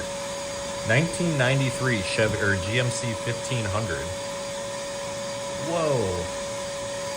California truck. Mileage is 446,000. One of the cleanest half-million-mile OBS you'll ever see. Truck runs and drives like it's got 100,000. 4x4 works well. Has a newer transmission and torque converter along with external cooler. I've done a lot of odds and ends of this truck, including maintenance. Huh. Now that right there is a clean 30-year-old truck. 446,000 miles on that thing. Somebody really gave a damn about it, that's for sure. It's because it's old. These old trucks, you can keep them running. Look how clean this engine is. That's clean. No rust on those manifolds. This has had to have been replaced at some point. It's had to have been. But like, there's none of that aluminum corrosion. Look at the air filter. Nothing on those manifolds. You swap out the rims. Yeah, yeah.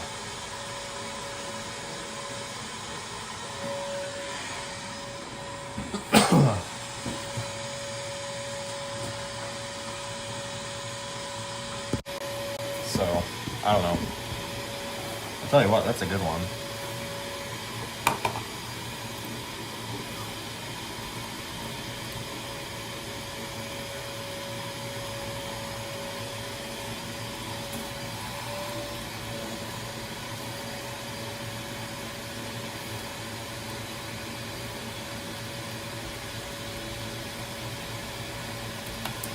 I'm gonna message the guy just for the hell of it.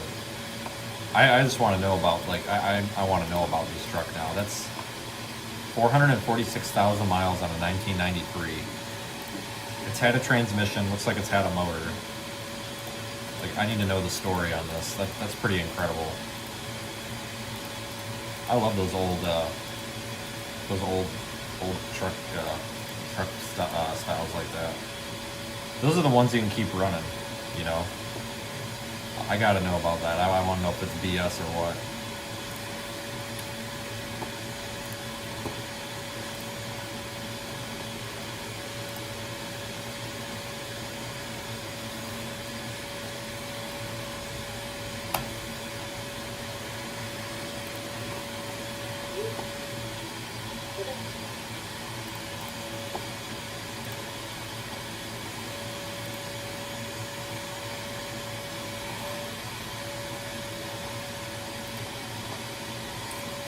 AAA membership. No. God, that is a clean freaking old truck, I can tell you that. Good job to whoever had that.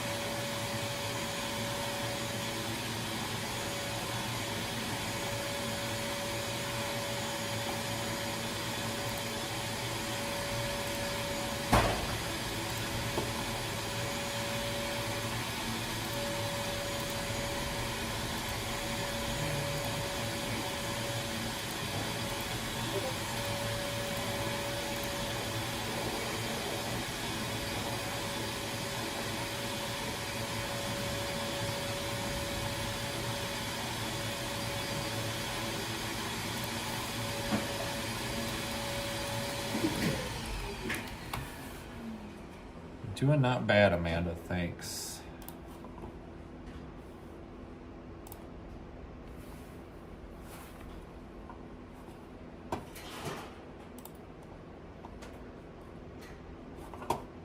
Jeep guy didn't text me back yet either.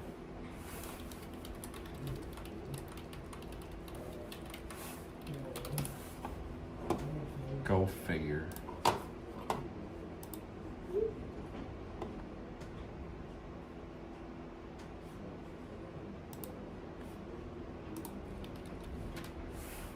Yeah, everything's just a rust bucket around here.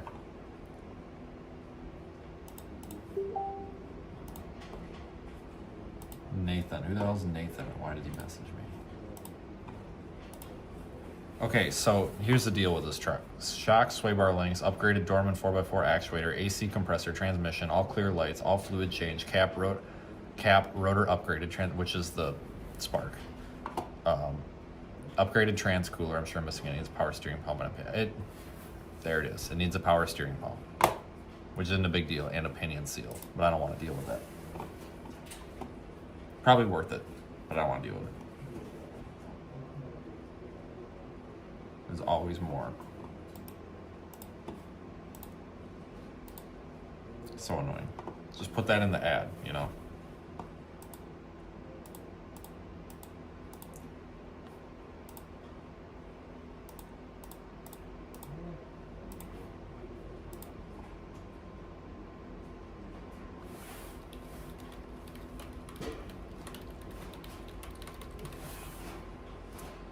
Found another 2009 Tahoe, like what I got out there. This one's 4-wheel drive and it's clean.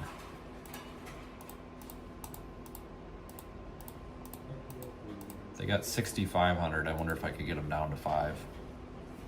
Maybe.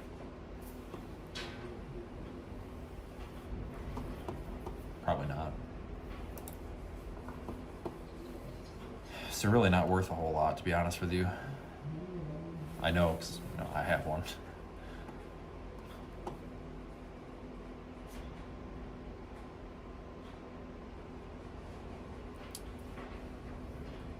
Yeah, there's just not much else on here right now.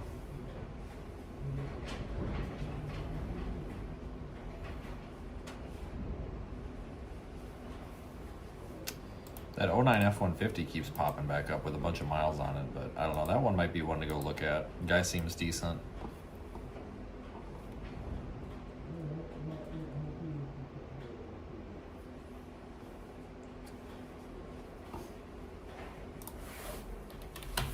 There was another truck that I saw last night. Let me see what I can find. See if I can find this here. Way back. Way back.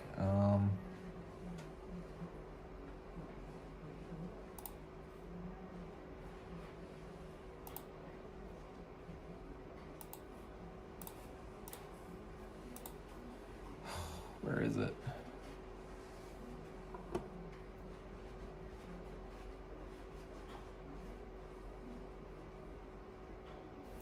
Trying to find the damn thing.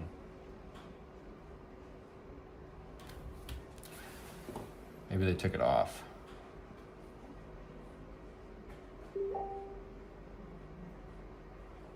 Maybe I'm also not too far back or far enough back.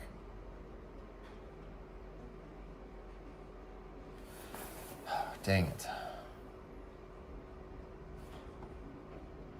Shoot. Is this it? This might be it right here. 2008 GMC Sierra SLE pickup, 6.5 foot, 5,400 bucks, runs and drives like new, blah, blah, blah, blah, blah. But is it rusty?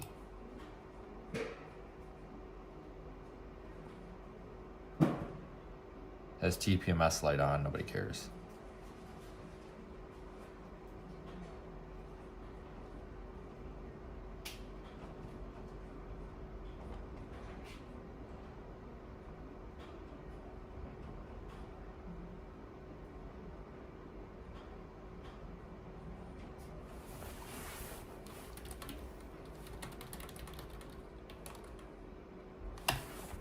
We'll ask him if it's rusty.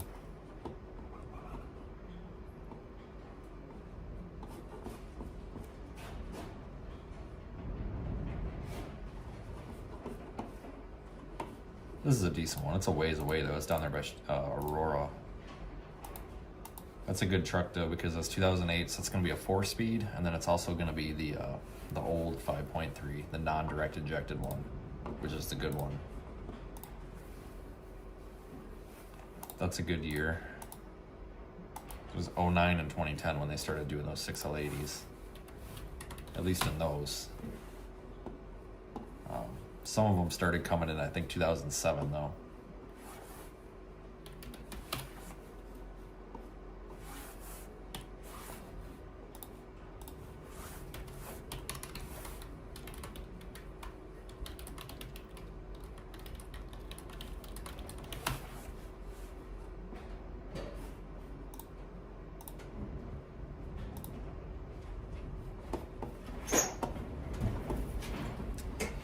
Okay, so it's RPO code 30, so that should be 4L60. So that's a 4L60 in there. I know that, so that's a good. That would be a good one. So that would be a good one. So you don't have the 6L80 in it, so that's one less thing to go wrong. Those 4-speeds, if they do break, they're a lot cheaper to rebuild than the 6L80.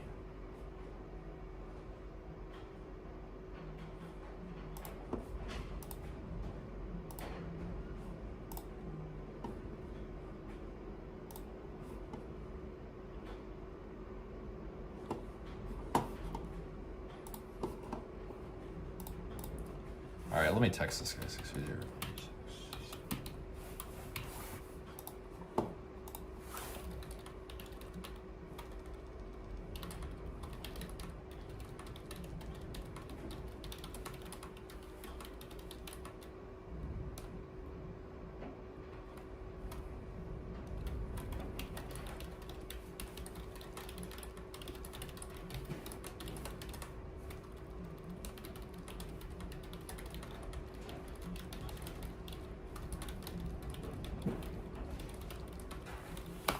Just flat out ask the guy, like, are the rocker panels rusted out? Because I don't see a picture of them.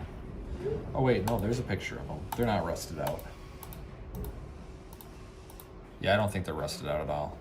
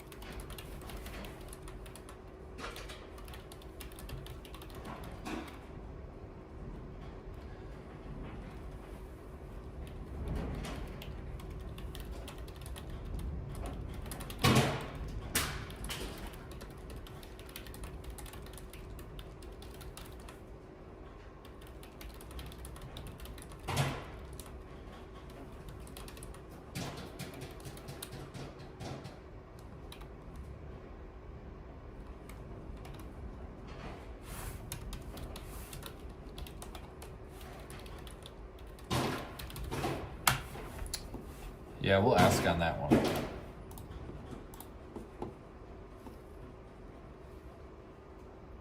This guy's selling a tractor for 1,300 bucks. Pretty nice looking tractor. Probably get that.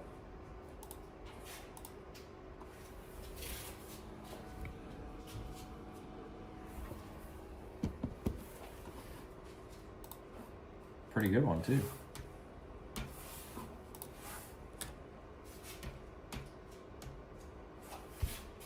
It's only 1,300.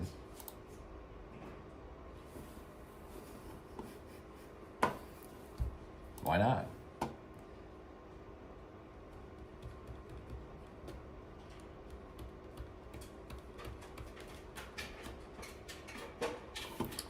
Checkcars.com. Sometimes there's stuff on there that's not dealer. Usually it's dealer.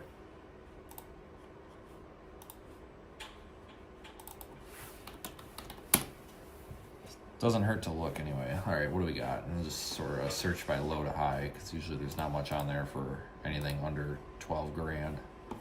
Yeah, there's yeah, that's rusted out. There's just not much on there.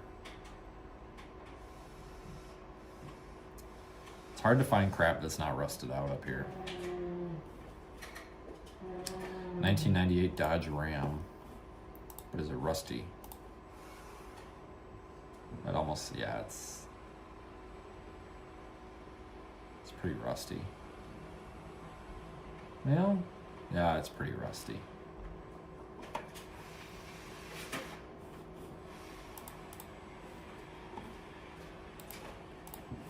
Maybe it's not. Let me see if I can find a better picture of that on their website.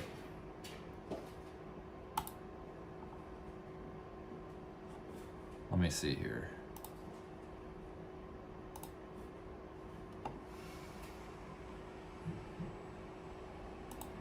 It's got the 5.9 in it. I always liked the 5.9.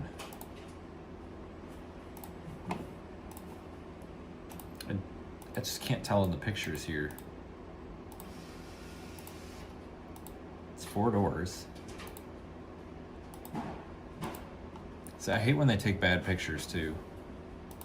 Like, you people selling vehicles, you gotta do better.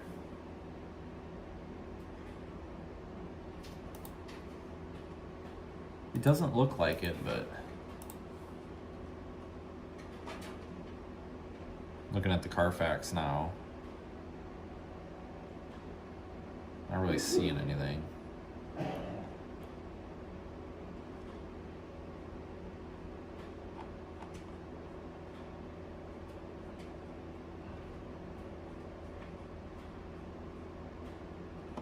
Not really seeing anything.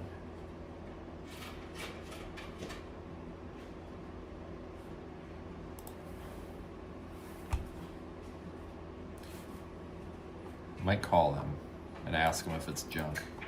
Just be like, hey, is this thing rusted? Yes or no? And they'll probably lie to me. It's always worth checking. 2005 GMC Safari. That's a van. That is not. Nope. 2004 Suburban LS. Private seller. Is it rusty? That is rusty as hell.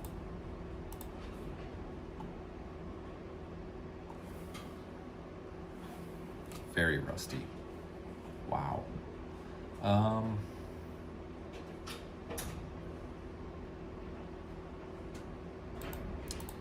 Kaiser's got one, but that's a dealer. I don't want to deal with that. Or is it? It's rust. Yeah, that's what happens when you don't wash your car. Then nobody wants to buy it. Trailblazer, no, never, never. Pontiac Torrent.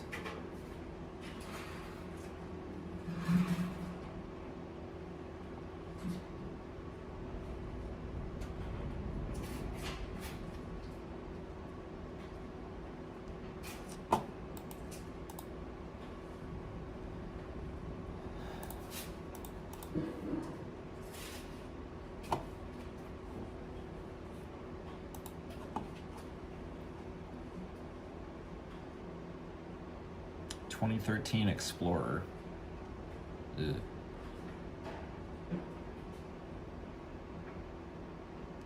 That could be bad. Or not.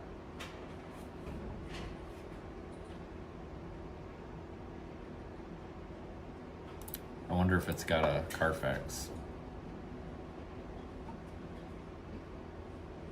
It's actually nice looking.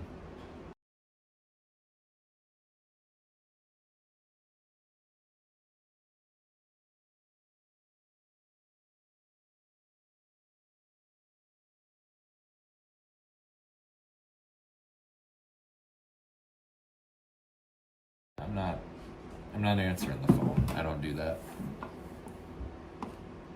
This guy was like, text me. So I text him and then he calls me. It's like, I'm not going through that. I just don't have time. You can text.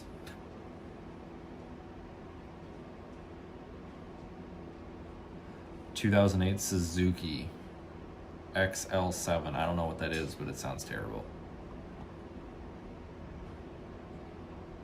2005 F-150.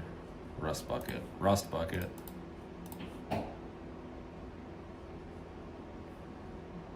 Rust bucket.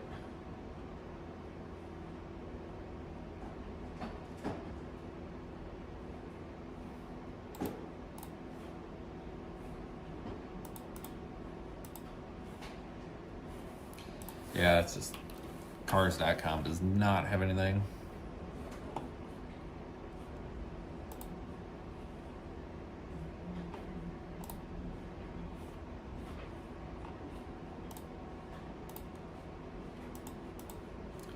Probably refresh Facebook here in a minute.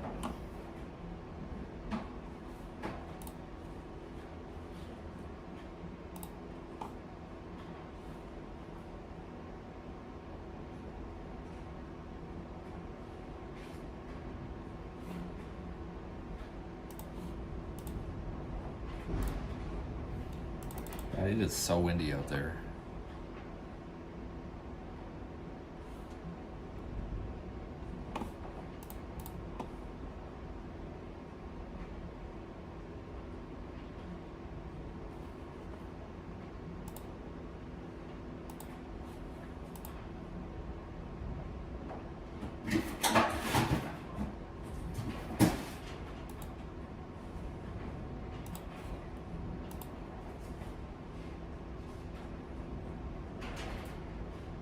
There's some good ones out there, but they're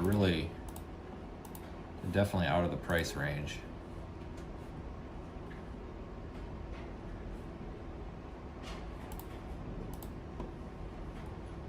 Definitely out of the price range.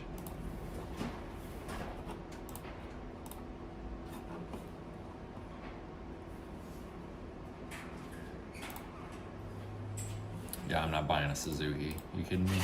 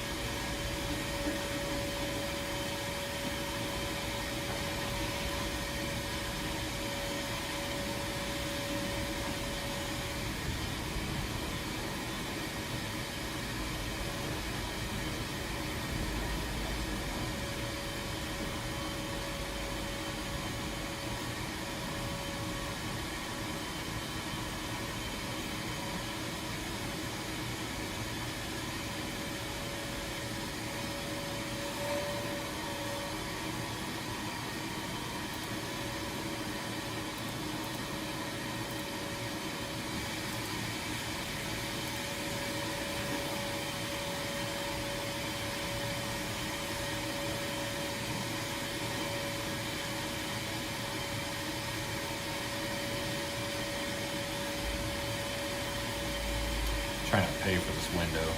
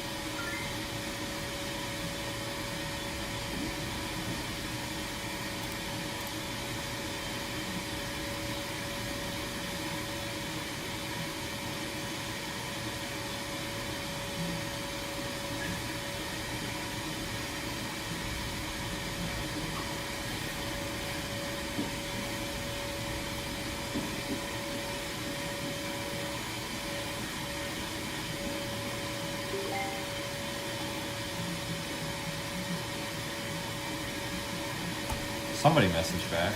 Who is it? I said, any problems with this? And the response was, are you interested? Well, obviously.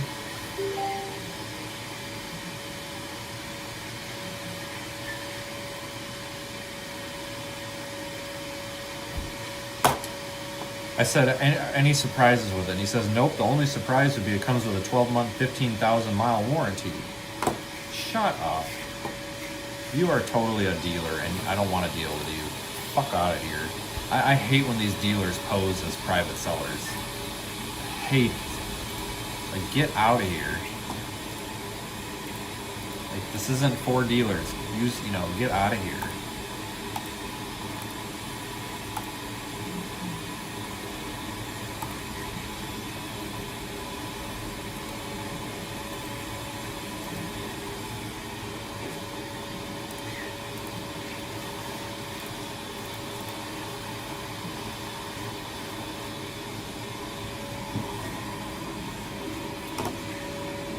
Let me try to look up this dealership.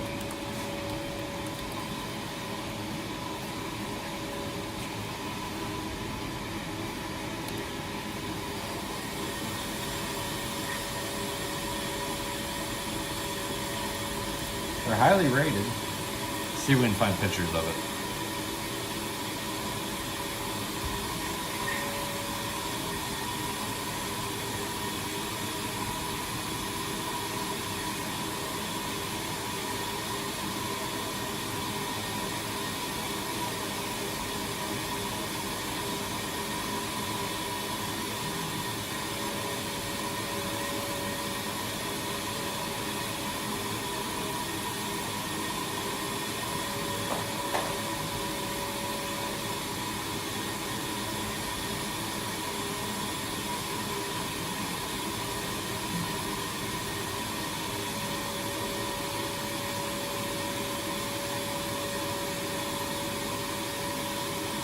Hold on, I'm still trying to pay for this.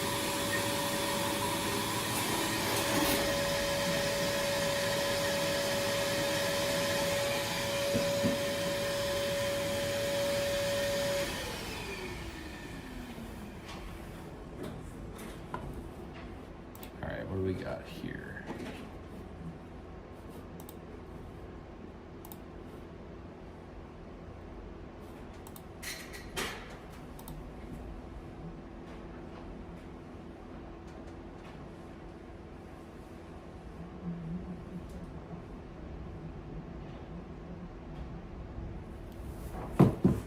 Yeah, I can't even find it on their website.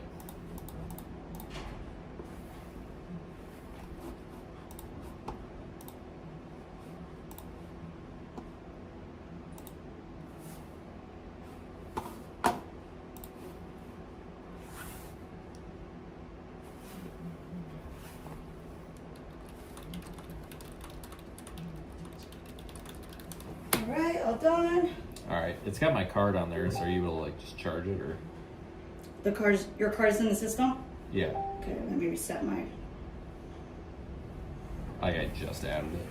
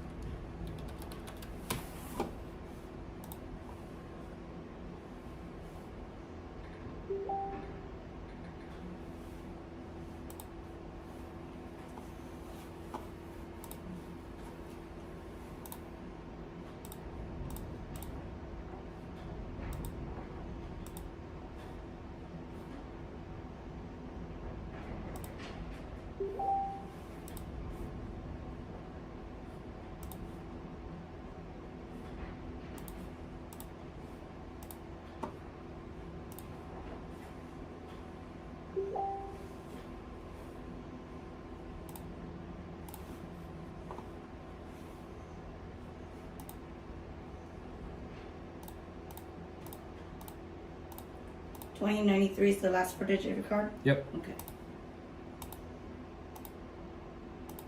All right, went through. Is this your email by chance? Yep. Okay, you'll get a printed email receipt today. The next 2 days, you're going to receive another email on a survey about me do the service for you. Okay, good Any enough. question, concern before I leave? No, I'm good. Okay. I know there's some glass underneath of the car. Ah, it's fine. So I'll sweep it up. okay, Don't just even let worry you know. about it. All right. All right, I can get some door for you. Oh, It's a thanks. pain in the ass, so.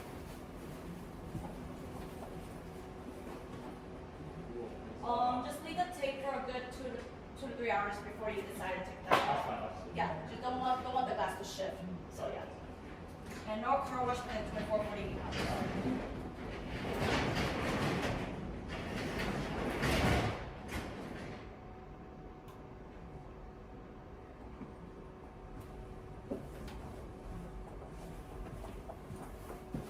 Okay. Well, there's $300 more I don't have. Anyway. Hail's expensive.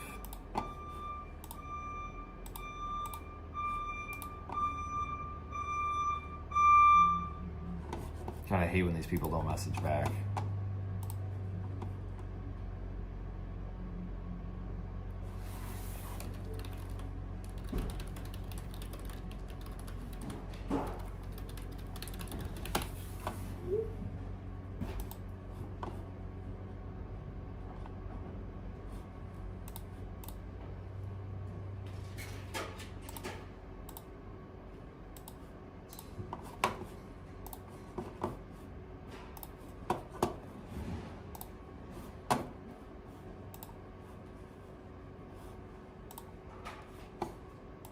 Let me show you guys what I found.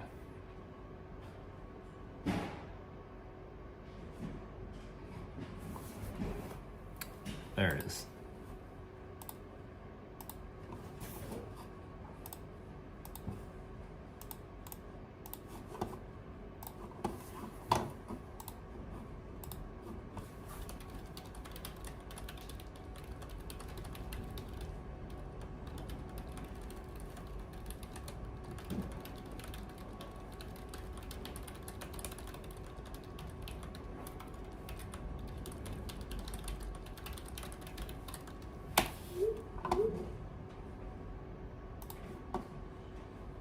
This is a 2008 GMC Sierra half-ton.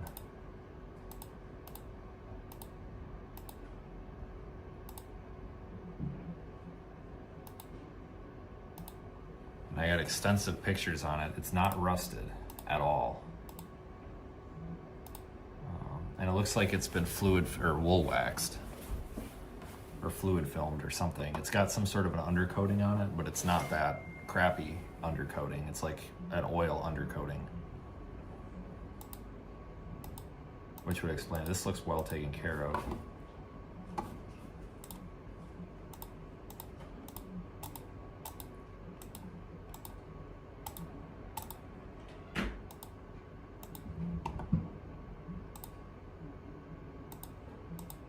This might be one to look at.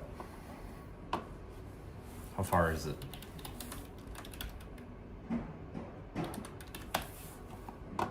Hour and 50 minutes. Done worse. God, that might be the one to go for.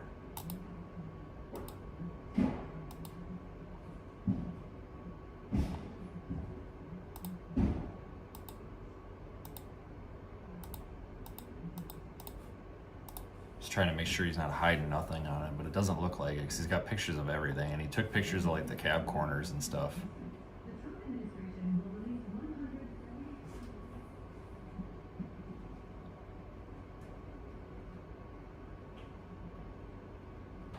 Says the driver's side window switch needs to be replaced because sometimes it gets stuck. Okay, and so did the one on my Tahoe because it was getting stuck, so that's not a big deal. But he told us about it, so. I had a Carfax on this. Let me see if let me pull I got a VIN. Let me pull the Carfax on it. Make sure there's no discrepancies. Like mileage.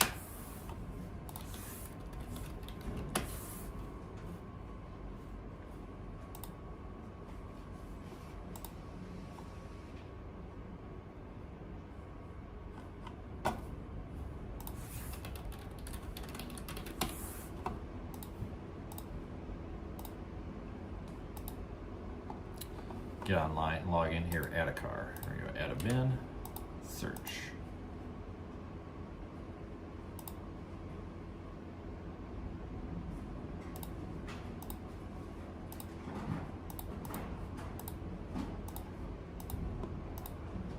Okay, what do we got? Service history. Not a, well, actually there is quite a bit. Looks like it was dealer service for the most part.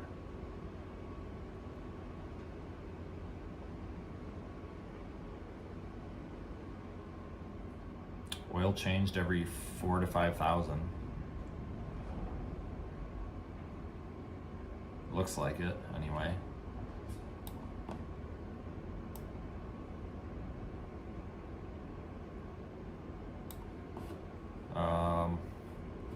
Recently, it looks like brake drums, so rear drum. There's really rear drums on that truck.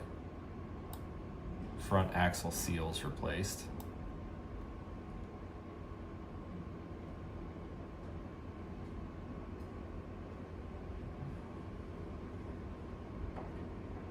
Transmission service, differential service, evap purge cylinder replaced. Yeah, that's always bad on those. $20 fix, but still. Fuel pump replaced, dry belt tensioner, serpentine, water pump.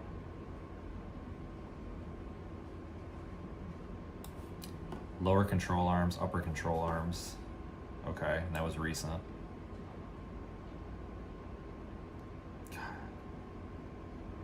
Dang, this is a good one, guys.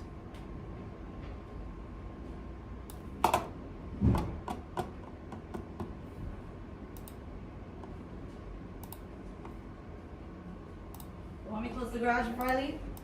I'll close it for you Alright, because you gotta thank you. close it on the inside. I appreciate it. Have a good one. Yeah, you too. Thank you. Thanks.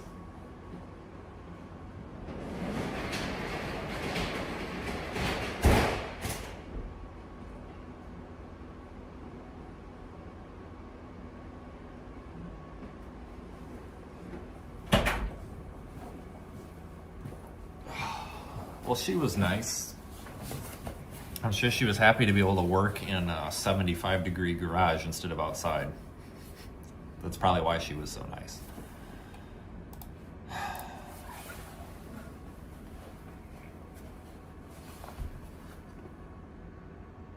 God damn it, guys. I think I might need to move, see if I can get this truck. He's got 5,400 on it. Means he'd take 5. It worries me a little bit because why is that clean of a truck at 5,400? But also, when I messaged this guy last night, I was like, hey man, please don't waste my time. I can't afford to be driving all over the place. I'm so sick of this. And he was like, no, I totally get it. I'll send you a bunch more pictures because so many people have wasted my time. I just want to get rid of this thing. So I got pictures of the cab corners, pictures of the rockers. I got pictures underneath. It looks like a good truck. I really don't, unless the guy's hiding something, but I mean, if he is, I'll know it. But I don't want to waste the time to get there. It's 2 hours away, but I mean, it's white, it's clean. It's got fender flares on it, but he showed me pictures under the fender flares. I mean, it's not rusted. I don't think he's hiding anything. But I mean, really, like, what is the value? Let's blue book it. I mean, maybe that is what the going rate is. It's a 2008 GMC Sierra, 6.5 foot.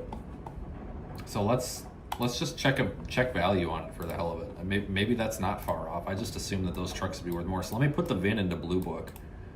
I mean, if he's way under blue book value on it, then that might be a red flag. But sometimes, like I said, sometimes these people are just so sick and tired of dealing with people not showing up, so they're like, here, just come get it cheap to get rid of it.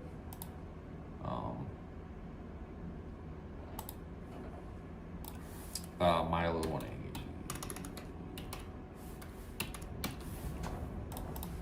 All right, so let's see here. I would say, let's see, it's white.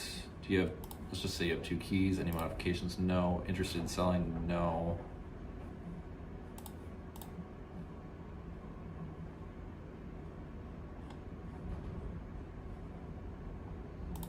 Get value.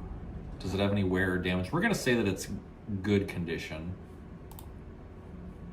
I would actually, let's just say it's very good, because it really probably is very good. All right, what does this say for blue book? Okay, so he's probably not far off. Private party range, 5,900 to 7,800. And he's got 5,400 on it. So realistically, he's probably not hiding anything then. That's...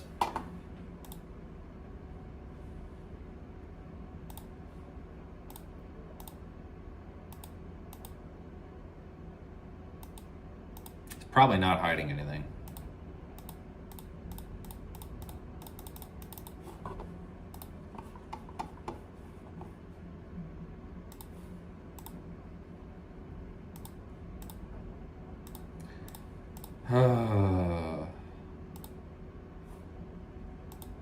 I gotta check and see if I got any money.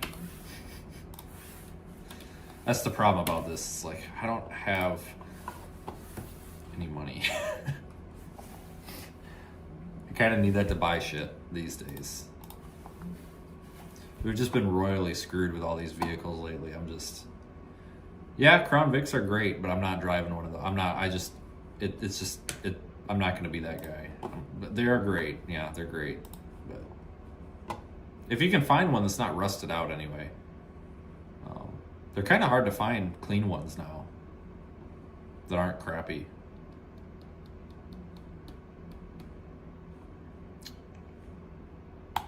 I have to go into my Excel spreadsheet in my money calculator and see if there's any way I can make this happen. Hold on, I can't show you this. It's pretty embarrassing. I gotta see if there's anything I can do to the bank account to make this work. I don't know if there is, but I gotta put the numbers in and it's gonna tell me if I'm fucking poor or not. See, like real problems, guys. Like I'm a real person. God damn it, now my computer mouse ain't responding.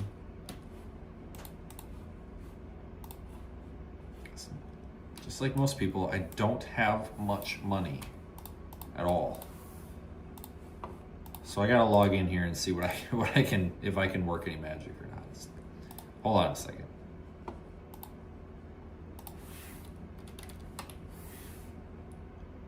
What's your PayPal? I don't know, but it's on the website pinned in the chat. Thanks for asking. I don't know. All right, I need a code here, 73958.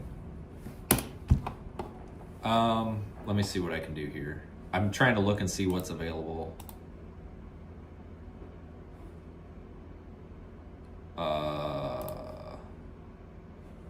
Pop-up window blocked. Of course it is.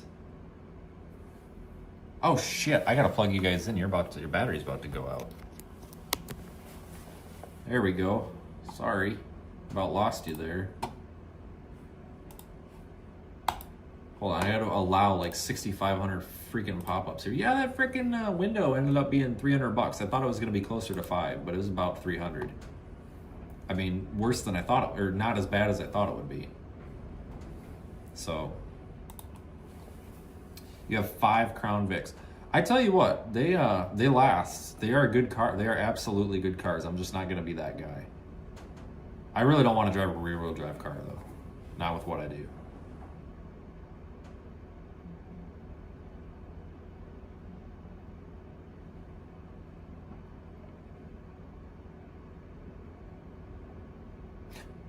Whatever. Anyway,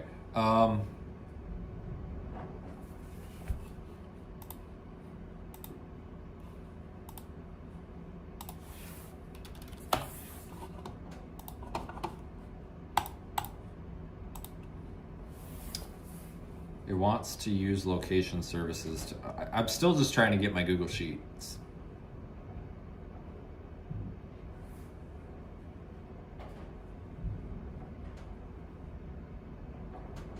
I got logged out of everything and then like I can't even get into my iMessages. Something's goofed up here.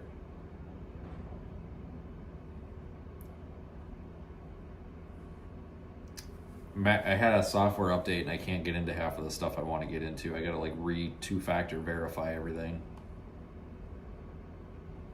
I can't even get into freaking iMessages right now. Like my freaking Apple, I got a two-factor, but I need my other phone and the phone is dead and I gotta charge it. I just gotta go get it so I can get my freaking iMessages. I wonder.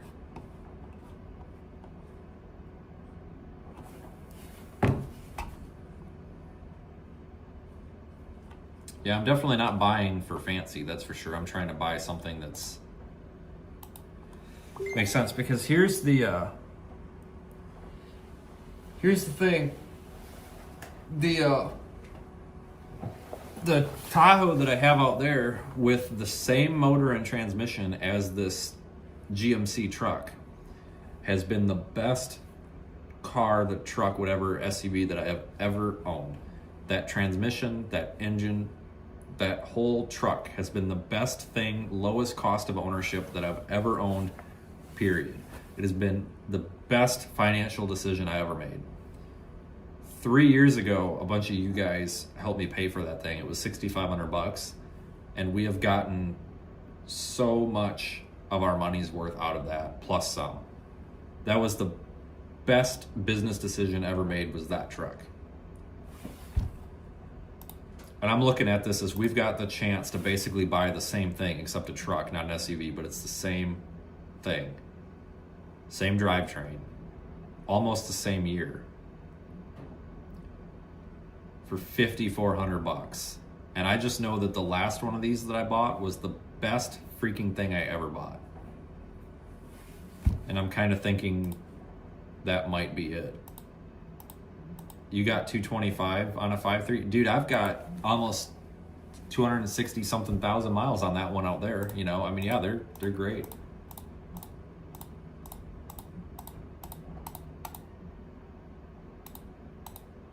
I'm getting distracted. I got to see if I got the money. If I got the money for this, I need to go and get this, because I've been that's been my preference. Like, I've been wanting to find a something that's got the old 5.3, the old 4L60 in it, just like my Tahoe, because that's got the 4L60 and it's got the old 5.3 before it was direct injected. And I'm looking at this as a numbers and return on investment kind of thing. And unless there's something this guy is hiding, and if he is, you know, I would find out when I look at it. But if he's not hiding anything, I know that that truck has the potential to be the next best business decision I've ever made.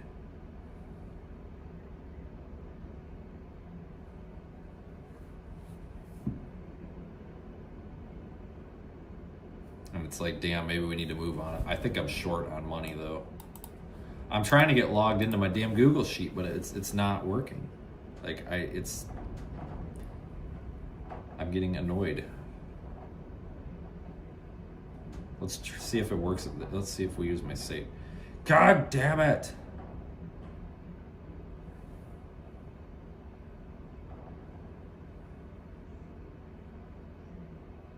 Piece of ass. Now I gotta send another code to my phone. Enter code. All right, cross fingers. New password. All right, let's let her make a new password.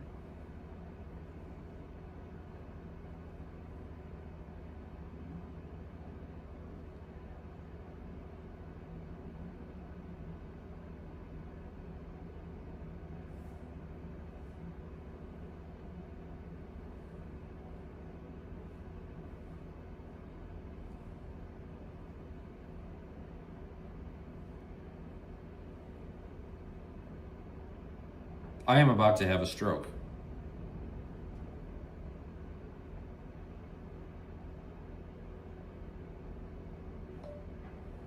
Enter another code.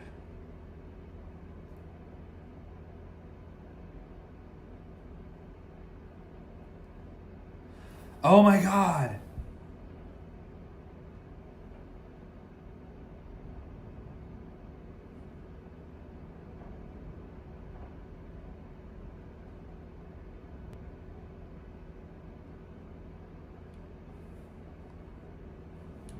It froze. I had to force close the app. Let's start over.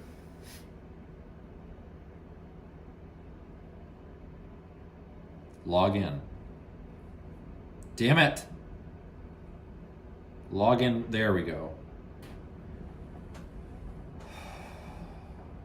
It's testing my patience. I'm just trying to get a Google sheet. That's all I'm trying to do.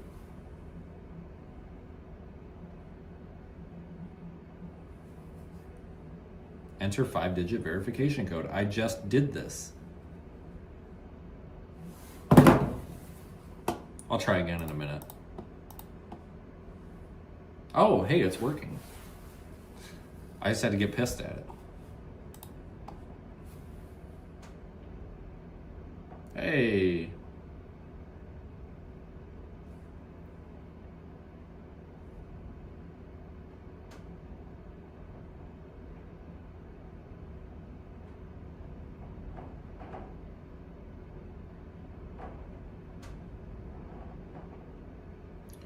Hold on.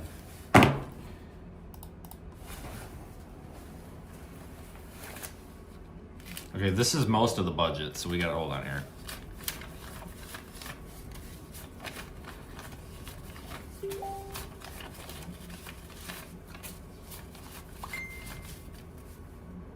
Okay, all right. There's $2,000 here in cash. Obviously, that's not our whole budget. I thought there was more there, but I have to see if I have another $3,000 that's in liquid that I can use. This is the most cash I think I've held in a long time. Don't ask me why I have it. Long story. A really long. It's nothing illegal, but it's a very long story of why I have cash. Okay, so we've got $2,000. Can somebody remember that for me? So we're gonna type in. Let's make a copy of this Excel sheet. We're gonna copy it. We're gonna duplicate, and then we're gonna rename it. Fucking crisis. Here. See right there? Fucking crisis. All right, so got it. So we're gonna rename this as cash in hand. $2,000. By the way, the door's locked and there's a gun up there. Don't try me. Let's see here. And then we have, what can I squeeze? That's 980, what? 980 something? God damn, you piece of shit. Oh my God, it. Jesus Christ. All right, so I found $900 that's liquid. So we have another, we're gonna call this,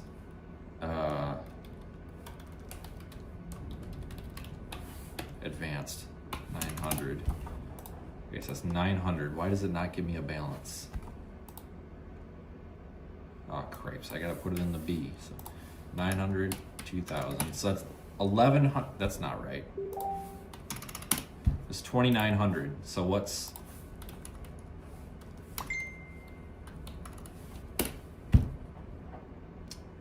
Okay, so we need to pull $2,500 out of my butt. Let's see what we can do.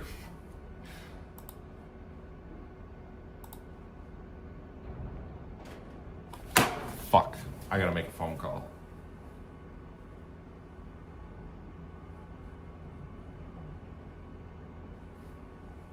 Turn this down. You guys can hear part of this, but I want you to hear all of it.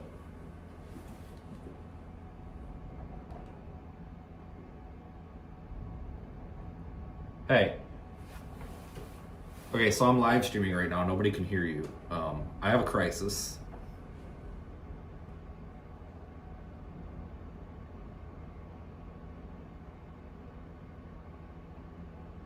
Oh God, that is worse than mine.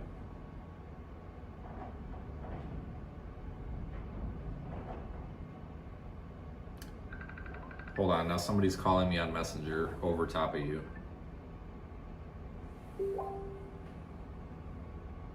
Shit. God damn it, that just ended the phone call.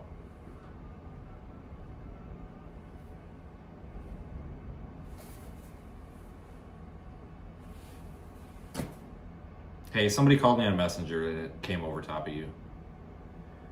Hey, two things. I'll give you the thing that you're probably most willing to do. I need a driver. And then I need your opinion.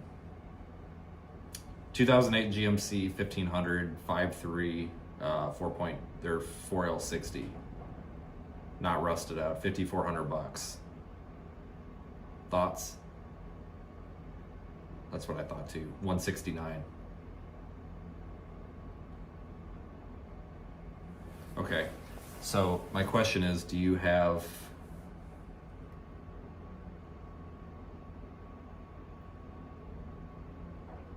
okay. That's all right. You want to take a road trip? Hold on. I think they might be able to hear you. Yeah, we don't want that set on a live stream. Yeah, that could have been bad. If they heard you, you're canceled. Yeah, you're kind of breaking my balls here, dude. Yeah, okay, that's fine. We can.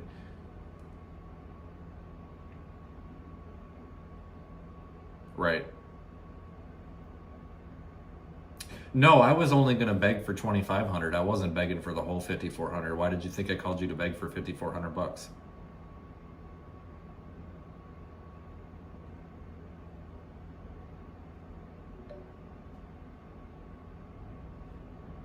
Hold on, my other phone's dinging. Oh shoot, hang on, my other phone's going off.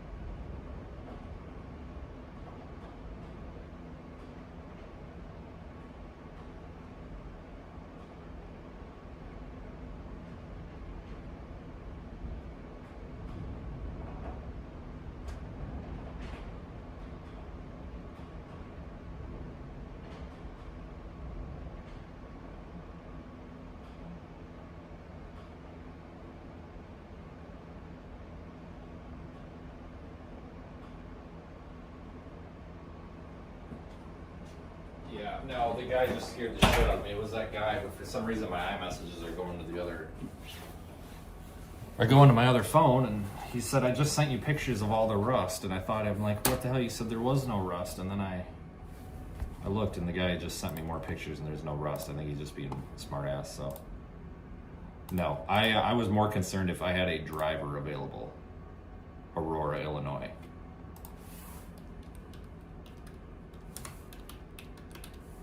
Yeah. Buddy, I ain't got no money. What makes you think I can afford your fucking Buffalo Wild Wings? Cheap ass. I was asking for a favor, not for a... No, I don't think you understand what a favor is. A favor is when you do something for me because you're a nice person. It's not when you do something for me to buy you lunch. That would be me doing you a favor in return. That would be a business transaction.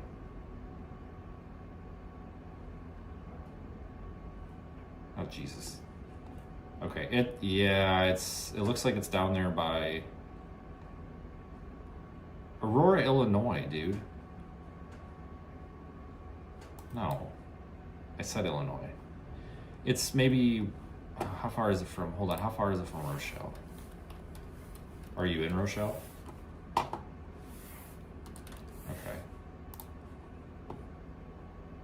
45 minutes.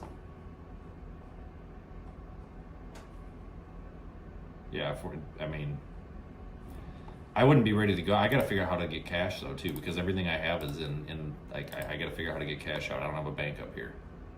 But, okay, that's worst case scenario what we're looking at. Yep. Yeah, whatever, okay, yeah. That's fine. Yep, see you.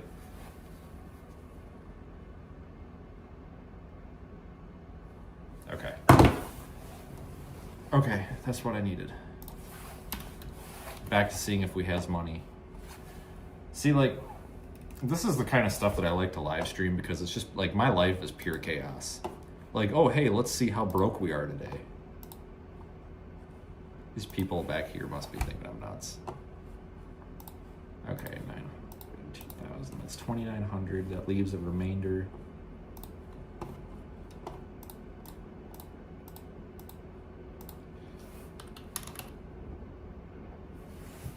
I need cash. How do I get a bunch of cash? I don't have a bank up here.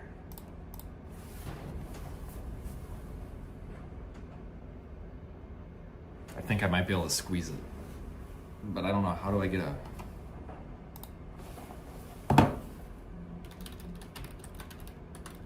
How do I get a bunch of cash out? I don't have a bank up here. I've got 2,000 in cash. I've got 2,000 in cash. So that means I would need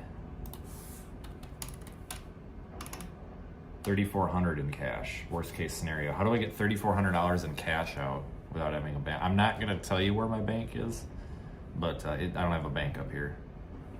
Just because I don't want people trying to figure it out and do something with it, but I don't have a bank up here. How much can I pull out of a debit card at once? Because this guy won't take he won't take Zelle, he won't take anything, which just irritates me. Like, I get it, cash is cash, but drive to bank. Yeah, man, I thought about that, but it would be 6 to 7 hours. But what's really annoying is, like, I get people wanting cash, but it is 2026, you know? I'm trying to see how much I can pull out of my debit card here at an ATM, but I don't know if an ATM is gonna... I think you have a limit at the ATM too. It's got my limits in here somewhere. Limit. There it is. Loading.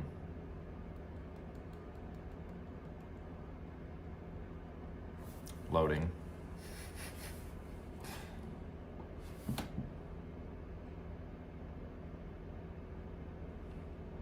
Check your connection. I can't. This is ridiculous.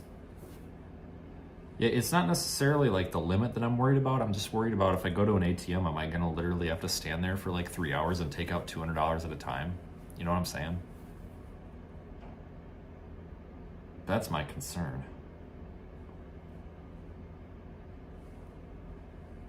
Let me try this again. Maybe the Wi-Fi is screwed up. I have no idea what some of you guys are talking about. No offense. Walmart money transfer. Can I get cash out though from that? Like, could I send it to myself? All right, now it's loading. Let me try this again. I'm definitely not a supporter of the cashless society, but I wish more people would adopt things that aren't cash. Because I asked this guy, I was like, dude, I can do Cash App, PayPal, Venmo, Zelle. I even told him, I said, I literally can send you a direct deposit if you even wanted to do it that way. Like, I have all these options. Like, is there anything you can do? Nope, cash only. And I'm just like, oh, Christ sakes.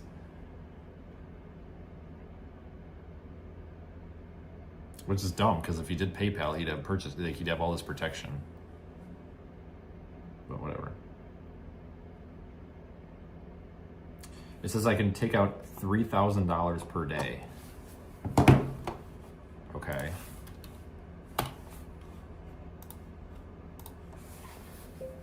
Hey, question. So I need to take $3,000 out of a bank account. My debit card limit for ATM withdrawals is $3,000. How much do you think I can get out at a time at an ATM? $3,000, right? Honestly, if your debit card's limit is $3,000, you should be able to pull the full amount in one go. Just depends on the ATM. Some cap out at like 500 or 1,000 per transaction, but most big bank ones, like Chase or Wells, let you hit your daily max. Check the screen first. It'll usually say maximum available or whatever. Yeah, it's not my card limit, guys. It's the ATM that I'm concerned about. Like, if they're gonna charge me, $10 per fucking ATM transaction, if I have to sit there, what's 3,000? And that would be 15 withdrawals. I need to. It sounds like, that's a good point. I probably could just go to an ATM and do 2 transactions. Could MoneyGram, yeah, but we. Yeah, I good suggestions, but oh, that thing is crusty. Fuck.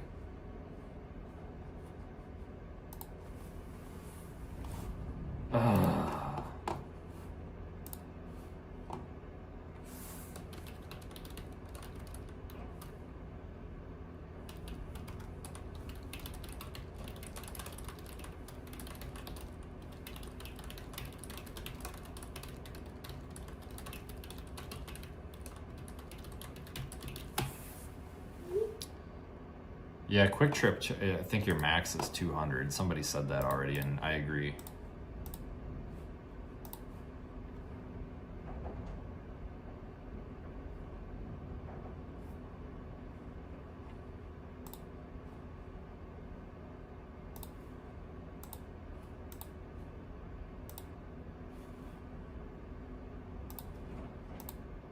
Yeah, so this guy sent me pictures underneath the car, the truck, and I don't see any issues with it.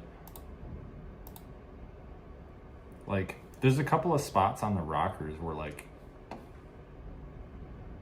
the paint is kind of like chipped, but it's not rusted. I mean, that's no different than my truck out there, my Tahoe. You know, the paint chips off underneath in some spots, but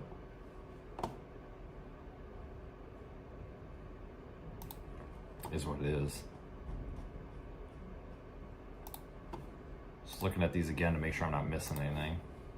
It always looks better in photos, but I'm not really seeing any red flags here. Looks like it still has the factory like that like bed liner like coating, the textured coating that they put on the rockers.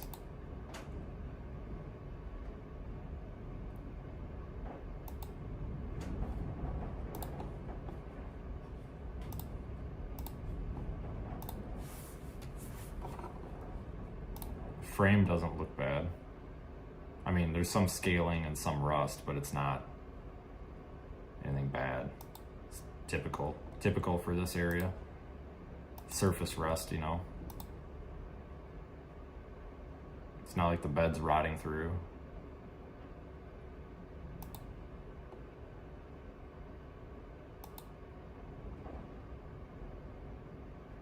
Underneath the truck, I don't see. Yeah, it's not.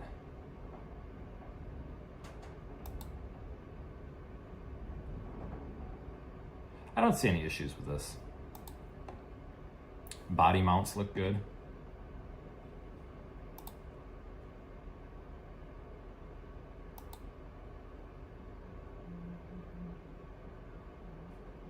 Yeah, like I don't see any red flags. Like it's not like this guy painted everything to cover it up, because sometimes I get people where they'll paint the frame to cover up rust.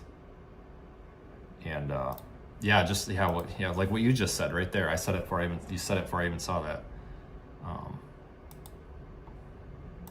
Correct. Yeah, where sometimes people will just spray a bunch of black paint over it. This guy didn't do that, and the fact that he's sending me pictures of it, it's like, well, I guess he's probably pretty honest.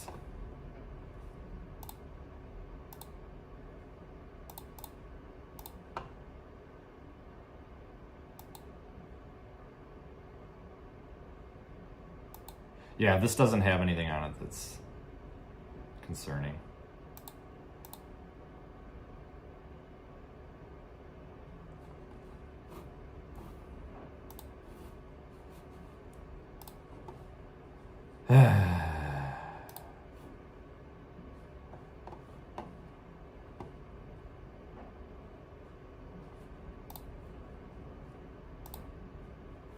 So look at this guy's profile, make sure he's not like a lunatic. Doesn't look like it, just looks like a regular, normal person.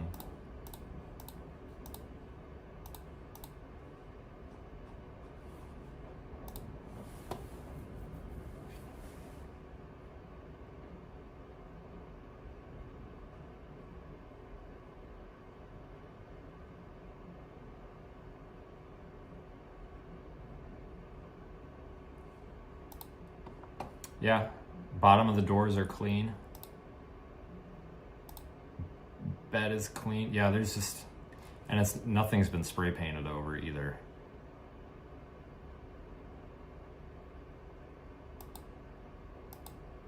All right, I feel pretty good about this vehicle. Not seeing red flags. The tires are a little shitty, but I have tires. So they're not worn unevenly, they're just worn down. They're worn unevenly, you'd think, God, has this thing got problems, but nah.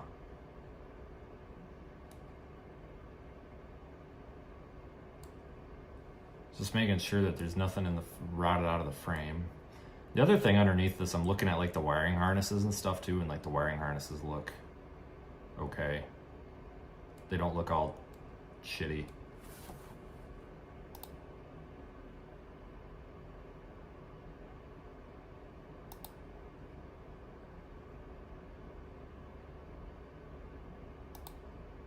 That's the other thing, you gotta watch for the wiring to start going to hell on these, but like they all look, the plastic loom is all nice looking.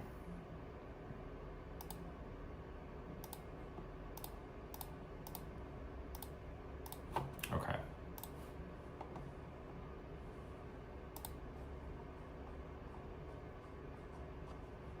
Well,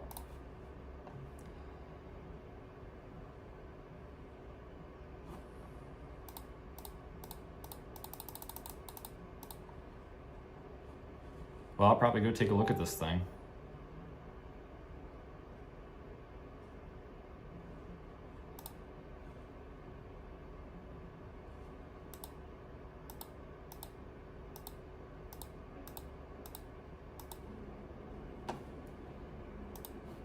I guess. Hey, Margaret sent us $100 on PayPal. So that's cool. Thanks, Margaret. We appreciate that. I just saw that. Sometimes I see them, sometimes I don't when I'm sitting down. So thanks, Margaret, for your generous contribution.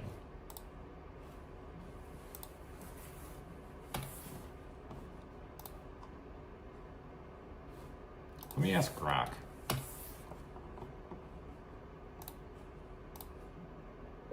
Hey, I need $3,000 cash. I have it in my bank account, but I don't have a bank here. Is there any way I can get it, like send it from my debit card to like Walmart and just get a pile of cash? What are you thinking? Yeah, totally doable. Yeah, so head to Walmart, take your debit card, walk up to the money center or customer service desk. Ask for a cash advance or cash back on a purchase. Most let you pull up to $500 at once. No. I'm talking about something legit. I'm not doing this bullshit. Got it. Let's keep it straight and legal.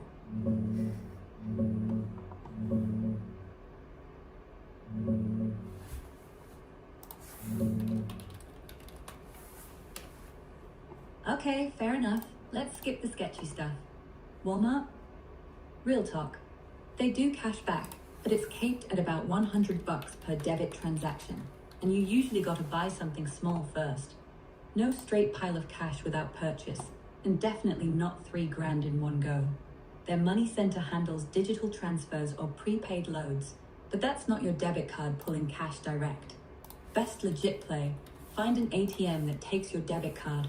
Most pull $300 to $1,000 per day, depending on your bank. If your limit's low, call them right now, ask to bump it up. They can often do it quick. Then hit a few machines or a store like CVS or grocery that does higher cash back. Some let $500 or more if you buy gum or whatever. If you're near any bank at all, even not yours, walk in, show ID, ask for a cash advance or teller withdrawal. They might charge a fee, but it's clean and no limits like ATM. Or transfer to a local account via app, then pull it. 3,000's doable, just not instant at one spot. What bank is it? That'll narrow it.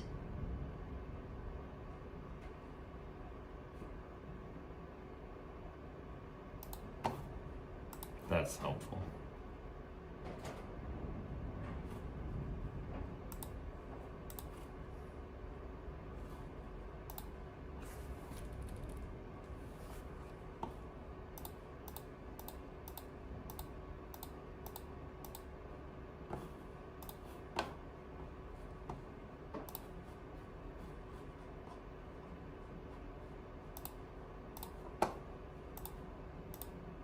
Pain in the ass.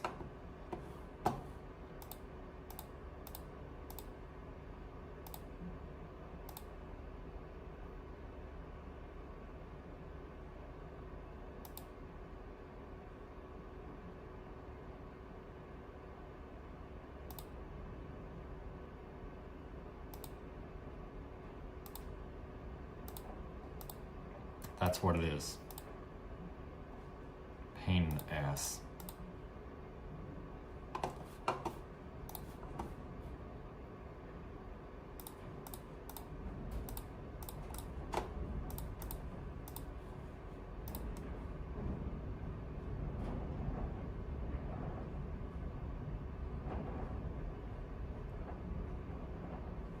Okay. Well, I'm gonna go see what I can do.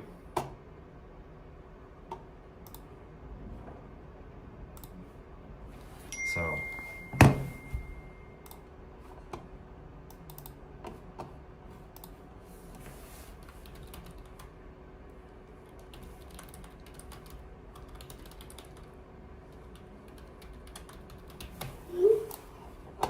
Why?